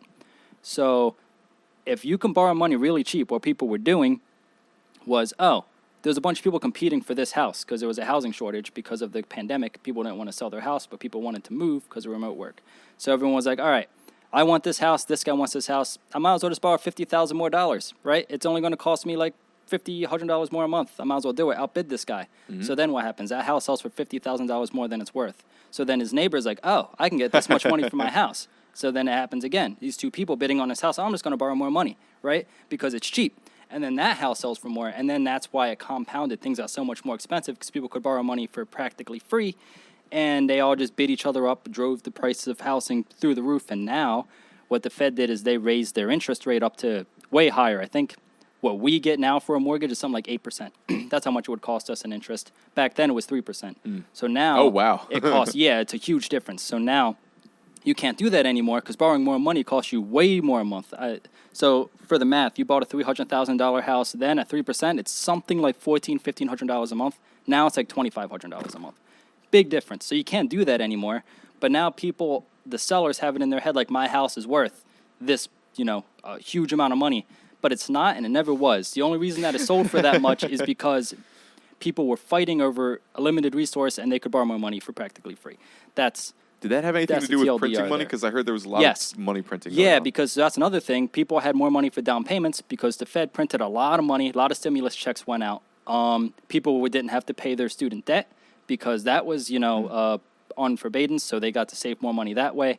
People were living above their means. Generally, this is just, my opinion. You can't say it for everybody, but generally people had more money than they ever did in their savings account because they didn't have to pay. One, they couldn't get evicted from your house, your apartment. That was illegal. They didn't let you do that. They gave out stimulus money, a lot more than what probably we got because we have no kids. People with kids got way more money, so they printed trillions of dollars. That's all kind of out there in the economy now, just kind of floating around. So what happens when now you have more money? It devalues it, right? When there's more of something, it's just worth less. That's just kind of how it works. That's what I was going to ask about. So they're printing out a lot more money, but does the rate of devaluation? I'm trying to figure out at what point does the rate of devaluation make it not worth it to print more money, right? like now we've printed so much money that fuck, I can't. No, I find get the what you're words trying to say. Mhm. No, I get what you're trying to say. So a really good example of this. Now, I'm not an expert in finance. This is just from what I've been researching for this whole topic because it makes sense in my life right now to know it. But think about Venezuela. That's a really big. When you have what's called hyperinflation, where the value of your currency is worth so little because it's been inflated. Because here's the thing: just because prices go up doesn't necessarily mean wages go up. They have, but not nearly as much as inflation. I mean, there's math on it, but it's not even close. Like, minimum wage back then, I think was something like $10 an hour, maybe 11. So gradually trying to get it to 15. Right now, I think it's $13.50. But if it's going to cost you $1,000 a month more in just housing, not even including energy inflation because of the whole thing going on over in Ukraine, gas is more expensive. Because never mind, I'll go on a tangent on that. Anyway, You're good. Inflation is way higher than wages, and that is the scary thing. Is when you get in the hyperinflation, that's how you end up like Venezuela, because that's how your currency is worth so little that the stuff that you need to buy, you just can't afford it, like anything. Like over there, I think just to buy food, it costs people like their whole month's worth of income to buy food for the month. It's so like when does it happen? That's a good question. I would say. Personally, I think it happens when people can no longer afford to eat, because you can go without a lot of things. You can't go without food. Yeah. You know what I mean? Oh. Sad topic. I'm sorry. Yeah, no, you're good. But also maybe an important topic. Yeah. I think that everybody should at least educate themselves, be ready for this financial crisis win, because it doesn't look good for another few years. That's all. Yeah. Can't hurt to be careful. If you're careful and you save your money and everything's fine, then hey, you just got you got more money. But if you're not careful, you don't save your money, and then things go to shit and it costs your food bill doubles, your electric bill doubles, and then you can't pay it. That's a problem. Yeah. So at least maybe if you have to bug out to go to another country or something, just to have something on standby. And it's kind of funny, as I've been really squeezing my budget lately to try and figure out what's like the minimal amount of money I can spend a month, practically speaking. And I've been finding there's a surprising amount of enjoyment I can find in things that don't cost money. Because I built such a habit before of spending money casually, whether going out to eat, going to like an arcade with friends or something along those lines, or it just became so normal. Like, oh yeah, these are the ways I get joy in life. And then without that, what would I do? Would I just be bored all the time? But it turns out, at least for me, no. There's this, like I said, surprising amount of fun I can have. Yeah, I agree. Incredibly cheaply. Oh, this popped in my head earlier, dude. That makes crime a much more understandable practice. And I've heard a lot of the narrative around what a criminal is you're a bad person, kind of period, if you go down the route of being a criminal, of breaking the law. But if you create a situation like hyperinflation, then that almost becomes a necessity to break the law, to get literally just food on the table. Food. Yeah, absolutely. Because like, what do you do? Like, people will have a breaking point, right? Even like the best people out there, when they can't afford to feed their family, they're going to do what they have to. And and you can't, can you fault them for it? I don't think so. I mean, people are just going to start walking into, that's fear mongering, but they could theoretically walk into the grocery store. They look and say, wow, it costs $20 for chicken. Well, I can't afford that, but I need to eat this chicken, so I'm just going to take it. Yeah. Yeah. Why would you call that fear mongering? Because like, I don't want to say it's going to happen. You know what I mean? Like, it's not definitely going to happen. Maybe, Well, maybe it won't, but it could. But it could. And especially as the inflation becomes more and more imbalanced with the income that people are making, it almost I would imagine it becomes a certainty at a certain point. Unless people are just going to calmly, quietly sit at home and starve to death, or not have money for, gas is not so important, but it's pretty fucking important, especially nowadays, or heating, things along those lines. Yeah, energy in general. You need it for, because a lot of the ways we get electricity in our house is through burning fossil fuels. That's just how it works. There's not a whole lot of like renewable energy, at least not over here. We're not real big on nuclear for some reason. I think it's a good idea. I understand it's dangerous, but is it more dangerous than it? I won't get into that. But but we a lot of the ways we get energy is through burning fossil fuels. So when that is more expensive, it makes all energy more expensive, not just. So if anyone, if you have an electric bill, you'll probably notice it's higher. So Mine went up this year, but I'm on a equal payment plan, so I pay the same amount every month. It takes the average of last year, divides it, and that's what I pay every month. So next year, interesting. yeah, next year I'll probably have to pay more. I did that because cooling is so expensive here because I'm upstairs. So I would get slapped with a $400 electric bill in the summertime, and then in the wintertime it'd be like $150. Why would someone not do that? That just sounds like. Well, maybe. Is there any con to it? Not. I wouldn't say there's a con. I think it's just preference. Because then in the winter you're paying more than you normally would be. So like, are you okay paying more on one point of the year than the other? For me, it's just the difference was so vast. Like paying, $200, and I think I pay $230 right now. Paying $230 in the winter versus $150, not that big of a deal. But when you're paying, $150 in the winter, and then all of a sudden summer comes along and it's $400, that's a big deal. Yeah. So to me, it was just for comfort, so I don't get slapped with that surprise. Like, you used your AC a lot this month. Here. Yeah, especially with what you were saying earlier, you just naturally get a lot of heat. It naturally sucks up here. Yeah, it's naturally really, really hot. Oh, dude, that's a weird a lot of people like to say, like, all human life is equal. And there's something to that. But I guess to stick on a darker topic for a second, when if you're comparing your kids to some stranger, it's really no contest. Oh, yeah, I see where you're going with that. I mean, it's true, yeah, and that's not a bad thing, I don't think. Bad is subjective, but to you, it's not a bad. Of course, you're going to want to take care of your family. Yeah, that might just matters. be human nature. Yeah, which makes the whole idea of becoming a mob boss.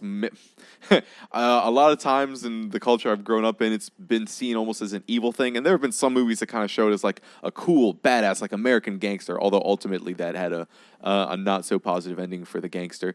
It's a spoiler alert, but it kind of makes it more relatable why someone would aspire to be a gangster or a mob boss if you grow up in dire straits like that. Like, oh no, that's the hero of my community. Essentially, that's the ideal. That's the ideal.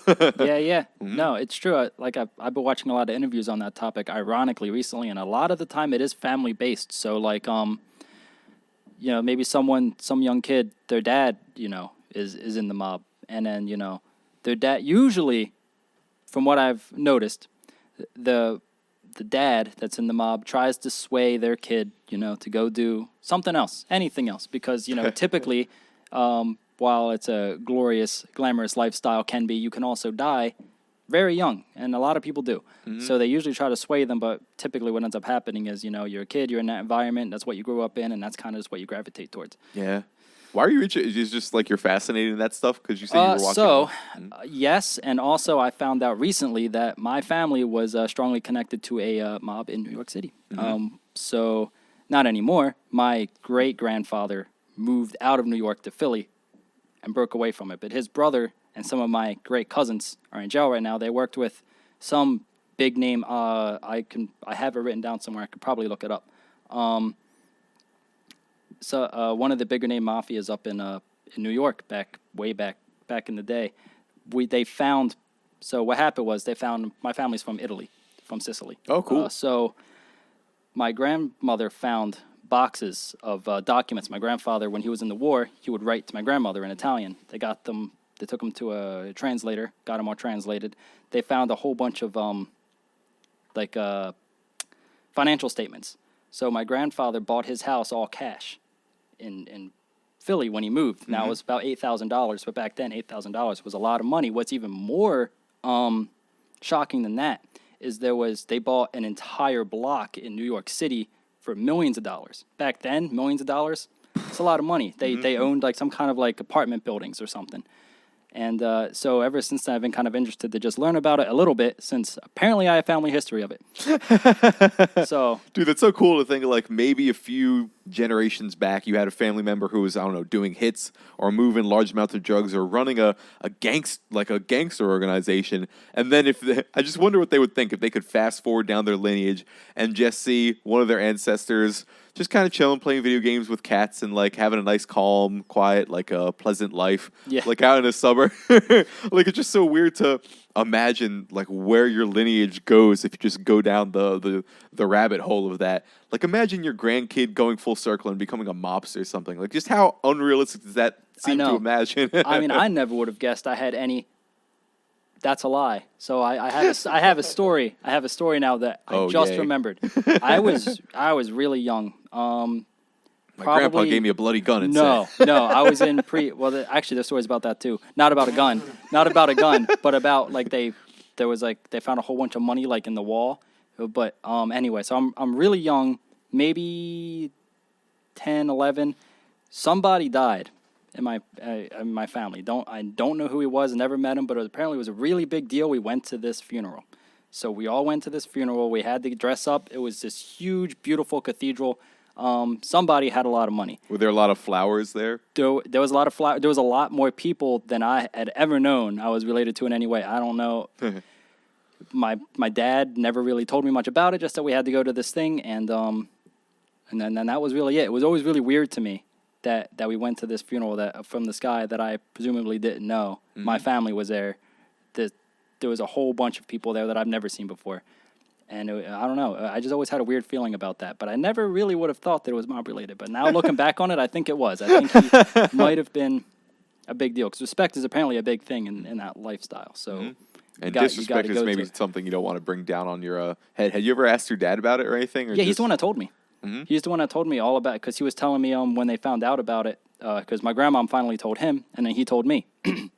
So my cousin that is apparently has been in prison, and I think will be probably forever. He used to be he was Muscle. He was the guy that did bad things. I never met him. I didn't even know he existed. But I was told about him. It was actually this year. I could probably pull up the text messages if I can. Maybe later I'll go through it and I can update you on it. But about who the guy was, because apparently you can Google him. You can, not my cousin, the guy that they worked for, and he was like a big name guy in New York City. Mm-hmm. Crazy small world. Yeah. I never would have guessed in a million years. Oh, it's so weird to think that might be happening just right under your nose.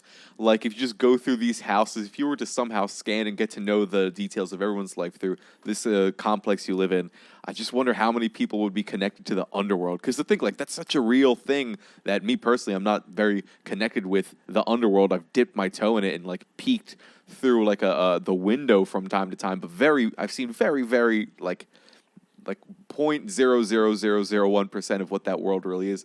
But to think, like, how big of a part of life for people is that? Like, how impactful is that on my life, others' lives, society in general? This underworld, the underbelly, the life that lives at night, no, it's. I mean, there's probably a lot more people out there that are connected to it and just don't realize it because, how secretive it really is, because I never, ever would have ever guessed. I mean...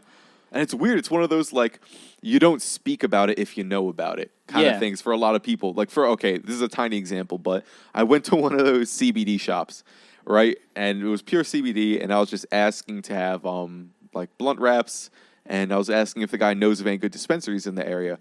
And the guy just asked me straight up, like, would you want to buy something? Like, weed? I have it here. Like, just come with me to the back, and I'll show you this essentially a legal pot network I have running because it was a pure CBD shop. They didn't officially sell anything. I'm like, why? Yes, I would. Actually, yes. Yeah. Lead the way. Yeah, but it's funny because I felt no need to go report. I'd not really talk about it to people. Wouldn't want to drop the name. So it's something that, for whatever reason, I feel the urge to keep secret on the down low and not really. I don't want to ruin this guy's business or his life. And just think that it's so casually going on right under people's noses. Yeah, you never know. I know some examples that I won't talk about right now, maybe off podcast. But there's some questionable places in Deptford that do some, not that I participate in, just that I've heard of from hearsay, and I don't think that it's multiple people have told me because I've all been there. So, and to make me wonder, like, how many of these shops are what is it called, a front? Yeah, like a front. Yeah, but I guess. A front, I think, implies, like, organized crime related. Mm-hmm. So, but I don't think that means all fronts organized crime related. Just doing something shady that isn't questionably legal, Yeah, fair enough. Like, I wouldn't be surprised if a lot of the crime that goes down isn't very giant organized crime related to some giant mob. It's very much just people doing tiny things. Like, I'm selling a little something I shouldn't sell at this restaurant, and if you know me and I had good vibes from you, like, I'll kind of let you get away with it, and it's no real problem. Like, yeah, there really does seem to be a good amount of that going on in the world. Oh, okay, I won't drop it, but a place that sold tobacco products near Timber Creek that would sell to minors. It was very known. Like all the students kind of. Yeah, I think I know which one you're talking about. We will not drop it because they're cool. Yeah, they're cool people. Yeah. Huh. Yeah. It's kind of funny. As a kid, at least I never got the grasp of how common that was. Yeah. I mean, I never would have thought. I mean, people would tell me like, "Yeah, you just go in there and buy it," and I was like, "Really?" I mean, they just let you do it. Like, yeah, They just don't really care. They don't care. Yeah, they're just making business, I guess. It's kind of funny to think where they came from. It may have just not been a very big. Yeah, deal. I think a lot of it is they don't care. Yeah, I think that's what it is. They just are here to make as most money, because a lot of times they send profit back home because our currency is worth more. So yeah. I think a lot of time they're just like, yeah, who knows how long I'll be here before I get kicked out. Let's just make as much as we can, and then not trying to be mean or racist about it, but very real. Yeah. I mean, because they probably know it. That especially if they're here illegally, they have no idea how long they'll be able to operate for. Get as much as you can in as little time as you can, and then make the best of it. Yeah, I hear that's how psychopaths often. Well, not to call them psychopaths. That's not what I mean, but that's how psychopaths often operate. Like people will eventually figure out my reputation that I'm a psychopath, and I'll screw you over, and I don't really care about it, but just kind of drain as much as I can from you, and then like disappear. And I heard that's one of the bases for morality. A simple way to put it is just long-term relationships with someone. So if I know I'm going to be leaving the country soon, in a strange way, it makes sense for me to game the system as much as I can and just like take as much money as I can to help my people back home, and then just like kind of disappear. Almost relates to what we were talking about earlier with caring about your kids more than a stranger. Like I care about my family way more than I care about the legal systems and what you might consider problems with me breaking the law and how it might negatively impact people or other businesses in the area that I'm unfairly gaining business. Yeah, it's a weird thing, morality. Right. I feel like most people think like that. I would think so. Mm-hmm. It's funny you bring up psychopaths. I watched a documentary on that too. It was an interview really with a psychopath, and it's crazy to see how like they think, right? Like he's been diagnosed in it, but he says that if you don't want to get diagnosed, no one really will ever catch you because they get so good at pretending to be, I don't want to say normal, but normal. They get so good at like that facade, but deep down they don't care about anybody but themselves. Dude, imagine being a parent. Like, it's hard for me to imagine that you wouldn't be able to tell. Yeah. Or at least, even if you don't know the full depth of it, just that something is a little off about, Billy, Yeah. He sometimes stares at me like I'm meat. Or Apparently one way is cruelty to animals. So kids that like feel no remorse when like torturing animals, a lot of times they say they might be a psychopath. That gets really weird, man. Like I wonder how many people have the potential. Okay, I've heard this. I didn't look too deeply into it, so take that for what it's worth, like grain of salt sort of thing. But I've heard if you take someone who's clinically regarded as sane and you put them into an insane asylum long enough, it almost starts to wear off on them. They'll start to become insane in one way or another. Like if you're surrounded by a bunch of intensely schizophrenic people, although that's a weirdly blanket term, I heard that's difficult to pin down, but essentially that you might start to show signs of it and may even get it yourself. Again, grain of salt here, people. But and even then, like you put someone in solitary confinement, right, for a long enough time, you take a sane person, like they'll probably start to become insane in one way or another, like pretty soon, where they're hallucinations, things along those lines. And it makes me wonder how many people have the potential to become a psychopath, but just for whatever reason, it hasn't been nurtured in them. Yeah, the whole nature versus nurture argument. I think a lot of that is true. Not for everything. Like, I think schizophrenia is more of a problem with your brain. Like, but a lot of those things, I think there is definitely some nurture involved in them. Oh yeah. At least from what I've read. I watched a video of this guy. I don't know if you're familiar with Vsauce on YouTube. Yes, I am. Did you see him? He was like locked away from all human interaction for like a month. No, I didn't see how it would change him or something like that. I saw where he went to the white room that had like bright lights on, and he did solitary confinement to like just see what it was like. But I never saw him do the month away from people. But I think it was a month. But I did see that one you're talking about too. It might be the same thing. How long was it? If it wasn't for him, it was maybe like 3 days, but it just felt like an eternity. Oh, really? Okay. But anywho, I thought it was a long time. Yeah, because that's really like you kind of need to interact with, because when you're alone with yourself, with your thoughts, it starts to have an effect on you. I think that's it. Would you ever do that? Oh yeah, weirdly yes. It's strange how immediately I'm like yes. You're like, I can't wait to I'm down for anything. There is a curiosity of just like what would I? Weirdly, I feel like it would be useful to kind of close myself off into solitary confinement. I don't know why. There's this thing I like. If I can find a way to remain sane or thrive in an environment like that, like imagine how useful those tools would be if I were to bring it to just to normal life.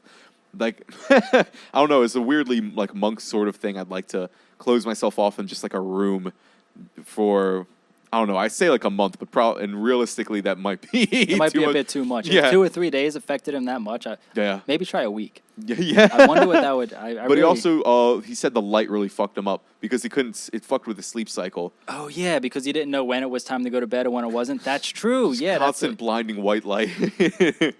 Would you rather it be always light or always dark? Like blinding dark, I can't see anything. Yeah. I'd say always light. Always light? Mm-hmm. I agree. Are you talking about sun? Or like artificial no, light? like artificial light, which seems actually rough. I think light because just it seems to be such a one of our most essential senses. Like it seems to be a lot more important than hearing or touch when it comes to interacting with the world. So based on that, yeah, I think I'd say yes. I think so, too. And maybe just put blinders over my eyes when I go to sleep or something. Did they give him any? He had pillow and blanket and stuff, right, or no? Yeah, he tried. I wouldn't be surprised if he tried to makeshift, like, just shove a pillow over my face. Yeah. But even then, sometimes light can start to dart in through the sides or, like, maybe a little bit will get through the pillow. Like, it wasn't perfect. He was affected by it. Would you try to self-time the days, like count hours? I don't think so. I think I would just want one clock that's just, like, buzzer sounds and it's done. Because for me, I feel like counting the clock would be torture. Make it take longer. Oh, yeah. I'm that kind of guy. Like, back in the day when I was working at, like, a Chipotle or something, I would never want someone to update me on what time it is. I just want, like, just tell me when I can leave and just let time kind of fall away and just let the hours start to blend together. Like, that would be my ideal. If you're because once I see this clock even once, like almost unconsciously, I would start to like just look at the clock like, fuck, it's only been 15 minutes. I know, dude. It's like when you're in school and you keep looking at the clock to see like how much longer until. Yeah, I used to do that all the time. Like, damn, it's only been fucking 10 minutes. I still have another 40 minutes of this class. Oh, no. Dude, I heard someone describe that they're working on time dilation in VR at the moment, so that somehow you could go into it and whatever they would adjust the mechanism in your brain that registers how fast or slowly you perceive time and your interaction with it. And, you know, like you can go into a dream and it could feel like maybe days, but it's only been a few hours. That if they can begin to understand and manipulate that mechanism, I've heard it being used for prison sentences. Ooh, yeah, like, oh, you're living, I don't know, 1,000 years, but you're only in here technically for a year. And why that's we always got to take it there? Why we always got to come up with something like we always got to come up with something cool and then think, how can we use this to hurt people? Yeah. Okay, sorry. I'll no, not you. I mean society in general. But it's weird that you even say that because I had the cool version of that pop into my head. Like, go play a video game. Do you ever watch Rick and Morty? Yeah. Yeah, you ever see the episode where he goes to play, I forget what it's called, but it's essentially that. You'll play an entire lifetime, and it's only like 10 or 20 minutes in the game, or in real life. And oh, yeah, I remember that one. Yeah, that was good. Like, that was the thought that flitted through my head. Like, oh, yeah, that would be cool to mention. But for some reason, I just veered towards the more negative, dark prison sentence like, oh, man, we could sentence people longer than life now. Oh, God. Yeah. Dude, you ever hear those ridiculous sentences where it's like, you have 3 lifetimes in prison or some shit? Like they'll give you like 200 years or something, and it's like, you know damn well I'm not living 200 years. Just sentence me to life. Like, come on. That's so ridiculous. Like, you have 1,000 years. At that point, I feel like it's just a bragging right for the guy in prison. Like, now you're just giving him cred. Yeah. How long you got? Yeah. 150 years. How about you? 200. Like, damn, you really fucked up. Yeah. Oh, dude, fuck that. Just to only be in one building for your entire life. Prison sounds awful. It sounds awful. I'd rather be dead. like if I was ever sounds like, yeah, you got to be in jail for like 200 years. I'd be like, can I just get the chair? I know it's no longer like in commission, but just give me the chair. Honestly, I feel like we should have the chair in commission as a choice. Like, all right, you're gonna have life. You get to choose. Do you want to leave? You can either leave a little earlier or live out your entire life if you want. But if you're not leaving, if there's no chance of you getting, I don't know, good behavior, leave. Like, choose. Yeah, exactly. Like, it's like, yeah, you got 200 years in prison. If you're a good boy, you'll get you can get it negotiated down to 100 years. And it's like, oh damn, just 100 years. Oh, I don't want the chair anymore. I'll take it. Oh, fuck that. Have you heard of the people who would like purposefully go back into prison because Yeah. they've been in there so long that this is the only life I know. Yeah, I have. I've heard same thing for like certain homeless people. Yeah. Like they get out, they get back on their feet, and then they're like addicted to that lifestyle, the chaos of it. So they find the way back there. Addiction, dude. That's a weird one. Oh, there's a part of me that wonders if that's not one of the most prevalent problems of the day. And not addiction to drugs specifically, but when I say that, I'm defining addiction as anytime you have an urge to do something, a compulsion to do something, and maybe there's a pain or discomfort associated with not doing it. There's a pain or discomfort you want to escape from, and there's this compulsion you have that you're getting pulled towards doing it, and maybe it's a bit of pain relief or some joy you'll feel while you do this thing. And afterwards, maybe you feel ashamed or regretful for doing it, and like it's all these things that are tied together. That's how I would define addiction, roughly. And then I also go to some recent teachings I've read from a guy called Gabor Mate, an MD who's studied addiction a lot. And he essentially says 100% of the time, it's trauma-based. There's some sort of pain or some sort of trauma that you are trying to medicate. And it doesn't have to be some great trauma. It can just be like, I'm bored a lot of time, and I just want to get rid of this boredom somehow, so I go watch porn, or so I go eat too much food, or so I gamble, or I play too many video games, and drugs don't even have to be on the table when it comes to addiction. But weirdly, that seems to be one of the, at least in my experience, bigger problems that we're dealing with nowadays, especially in first world countries, where we don't seem to have like clearly understood how to be happy in a healthy way. Yeah, we need a stimulus. Yeah. Because you can really be addicted to like anything. Yeah. It doesn't have to be drugs. It's great you bring that up. Like even video game addiction. I've known people that I might have been addicted to video games when I was younger. I don't know. I certainly was. I used to play a lot of video games. I still play video games sometimes, but not like I used to. I used to be able to wake up, play all day, all night. Oh, easy. Yeah, no problem. Yeah. So it's like, and then it's like, why? Why are we addicted to video games? Is it the gratification of accomplishing something because it's easier to do in a game than in real life? Maybe it's not even necessarily easier. Maybe it's just because it's fun to do it. Yeah. I don't know. And maybe for whatever reason, that's just the best method I know of. Like, it really makes me, I said this a bunch, I wonder how much it's just an engineering problem. Like, where people don't understand their own engineering, their own inner engineering. That's a book name that kind of gave me this little spark of the idea. But, like, if you don't understand the engineering of yourself, the mechanisms, the blueprints for how human nature operates, then you're kind of like trying to operate a camera without anyone ever telling you how it works. And so maybe one of those, like, oh yeah, video games, I just figured that's how you operate this thing. That's just how I get joy. I figure that's just the best way I've discovered by myself to find joy. And for some reason, I feel compelled. Like, I literally had to sell my PlayStation, I felt, at a point, because I couldn't have it in the same house as me without just like playing for ridiculous amounts of hours and not being really able to stop. Like, it was at that point. At least you did that, though. You were able to say, yeah, this is a problem. I'm doing this too much. I'm going to get rid of it. I don't know if I ever would have had the willpower to do that, especially not when I was younger. I loved video games. I still love video games, but I don't know if I don't want to say grew out of them, because I still, play probably every day a little bit, if not every other day. But you have a healthy relationship with yeah, it. yeah. Like it's also the point that I can't play as much as I used to because it's no longer fun in the same way. Mm-hmm.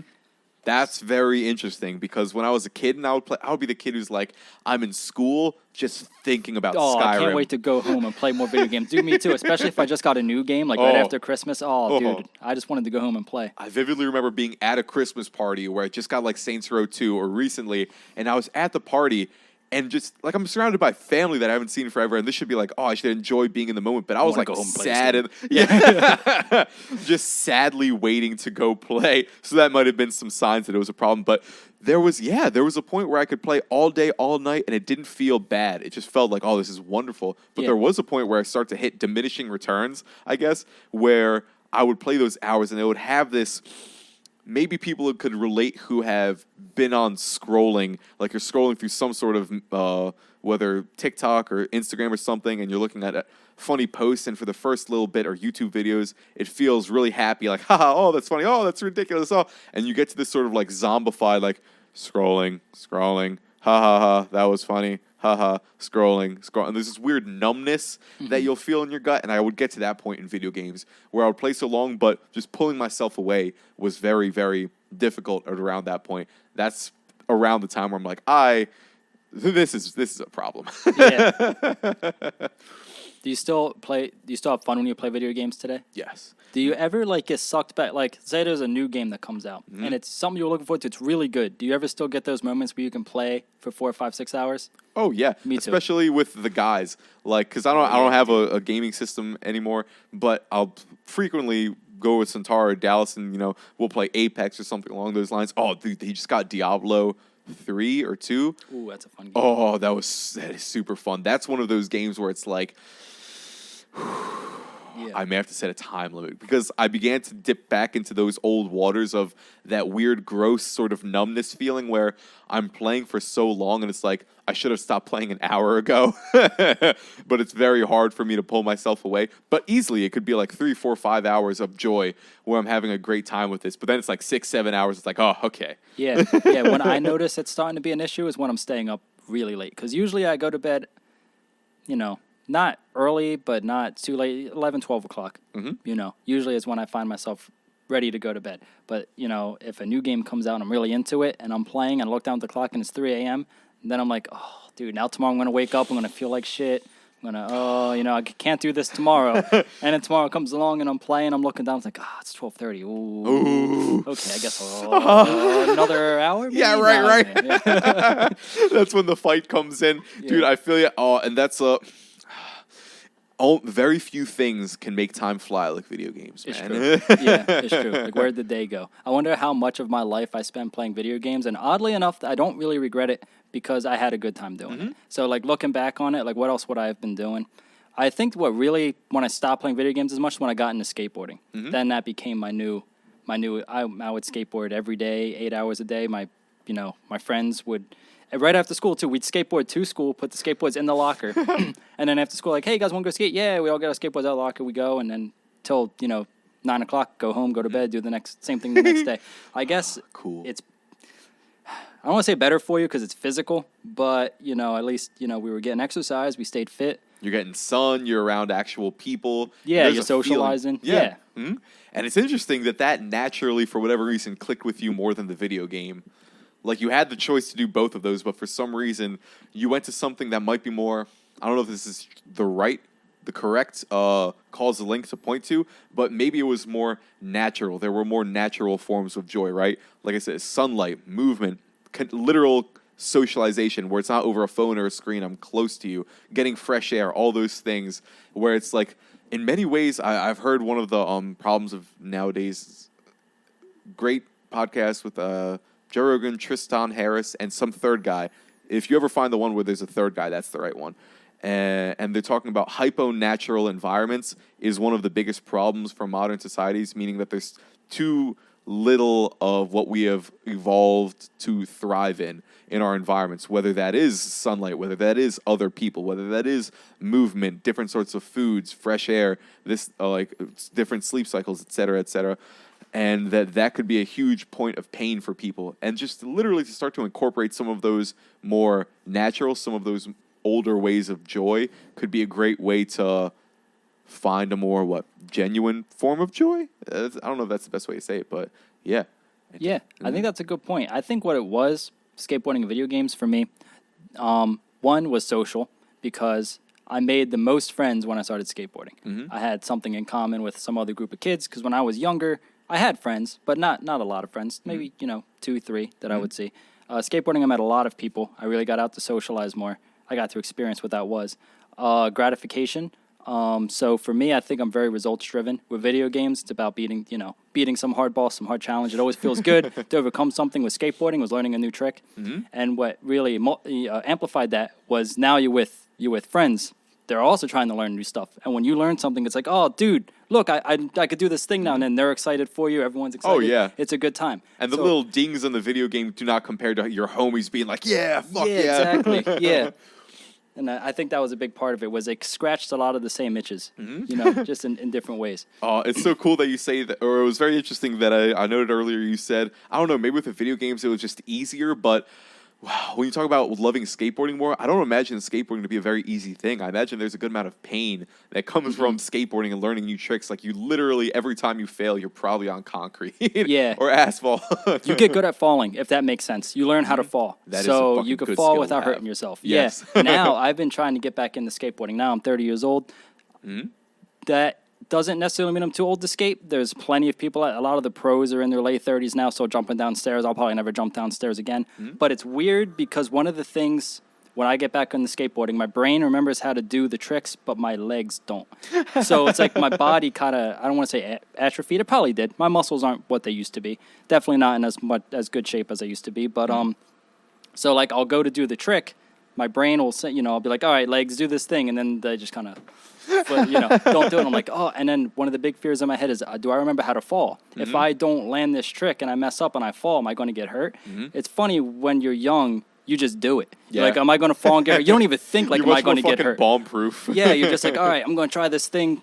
Either you don't really think that you're going to fall, or in the back of your head that you can fall, but all right, if I fall, I'll be able to catch myself. I won't really get too hurt. Now I'm like, oh, if I fall, what happens if I roll my ankle and then I need someone to come help me get up the stairs to the apartment? What if I break something? Then I'm out of work. It's like it's a totally different thing. Just off maybe not knowing how to fall anymore. Because once I realize, oh, I'm trying to do the 360 flip, can't do it anymore. What happens if I fall? Do I still know how to catch myself without breaking my wrist or something? I don't know.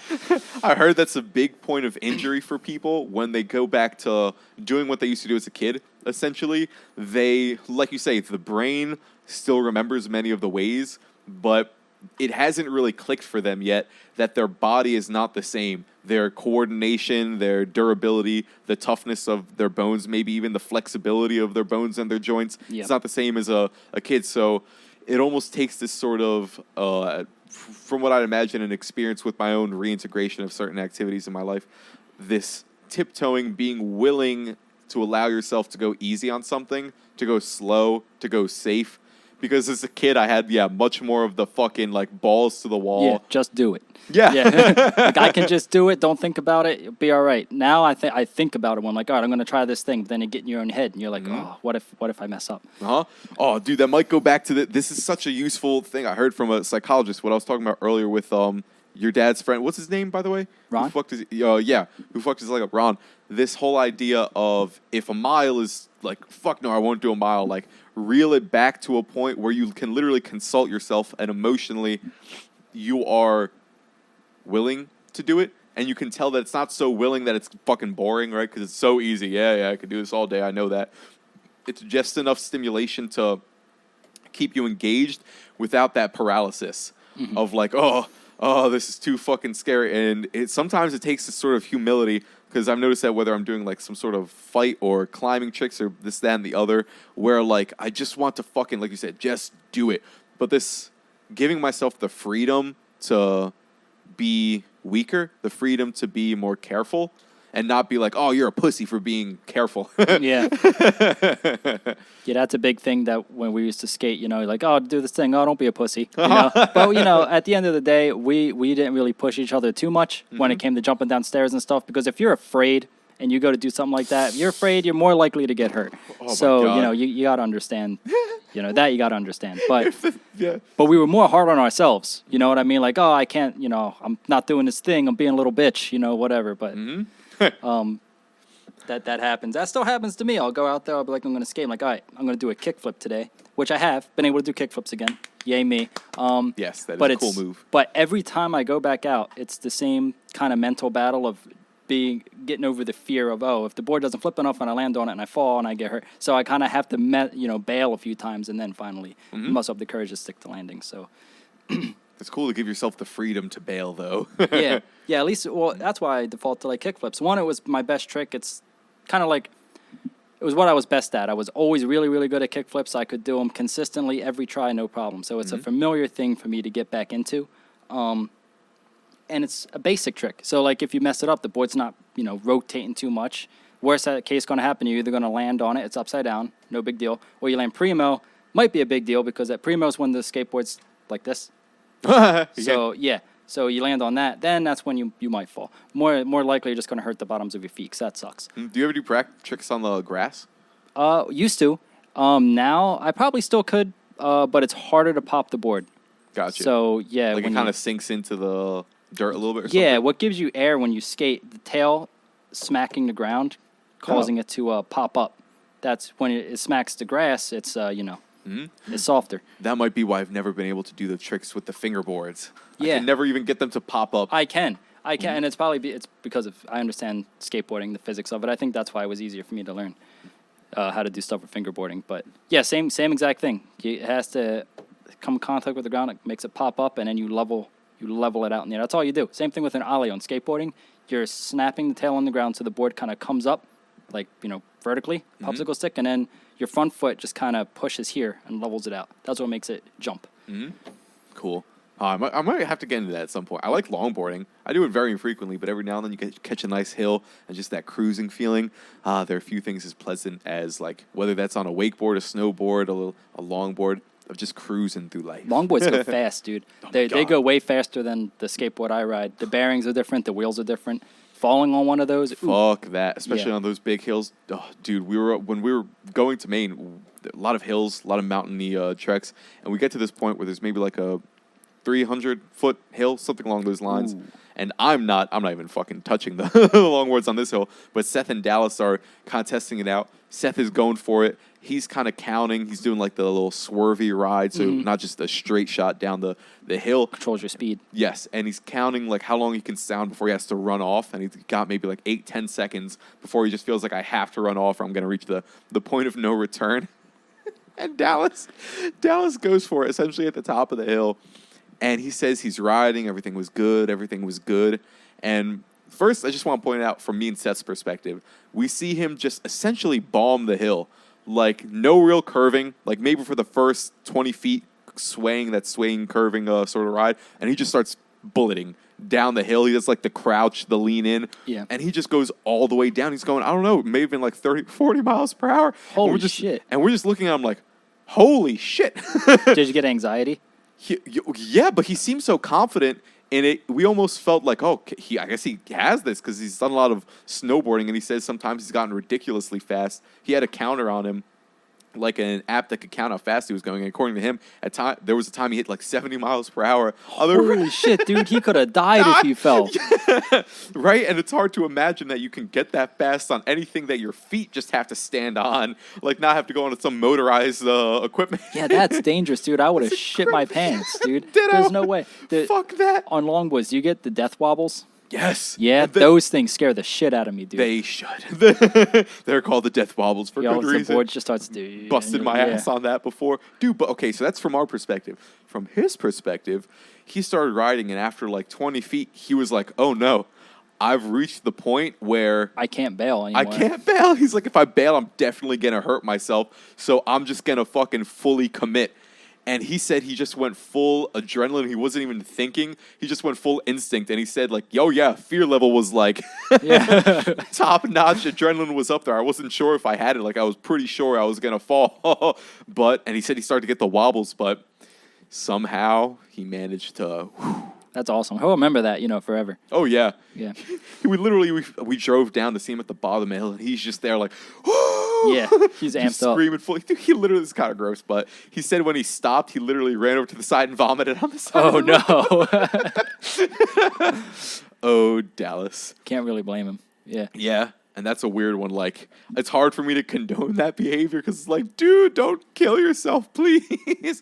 But it was also like sometimes maybe it's worth it to go on that razor's edge. Yeah, can be. As long as you don't, die. But but if you don't, the reward is great. You got a story forever. You got an experience. And maybe for some people, even death is worth it to walk that razor's edge. I died bombing this huge hill. It was great. What a fucking way to go. Yeah. All right, Anthony, yes. Thanks for coming on. Absolutely. Thanks for having me. This was very fun.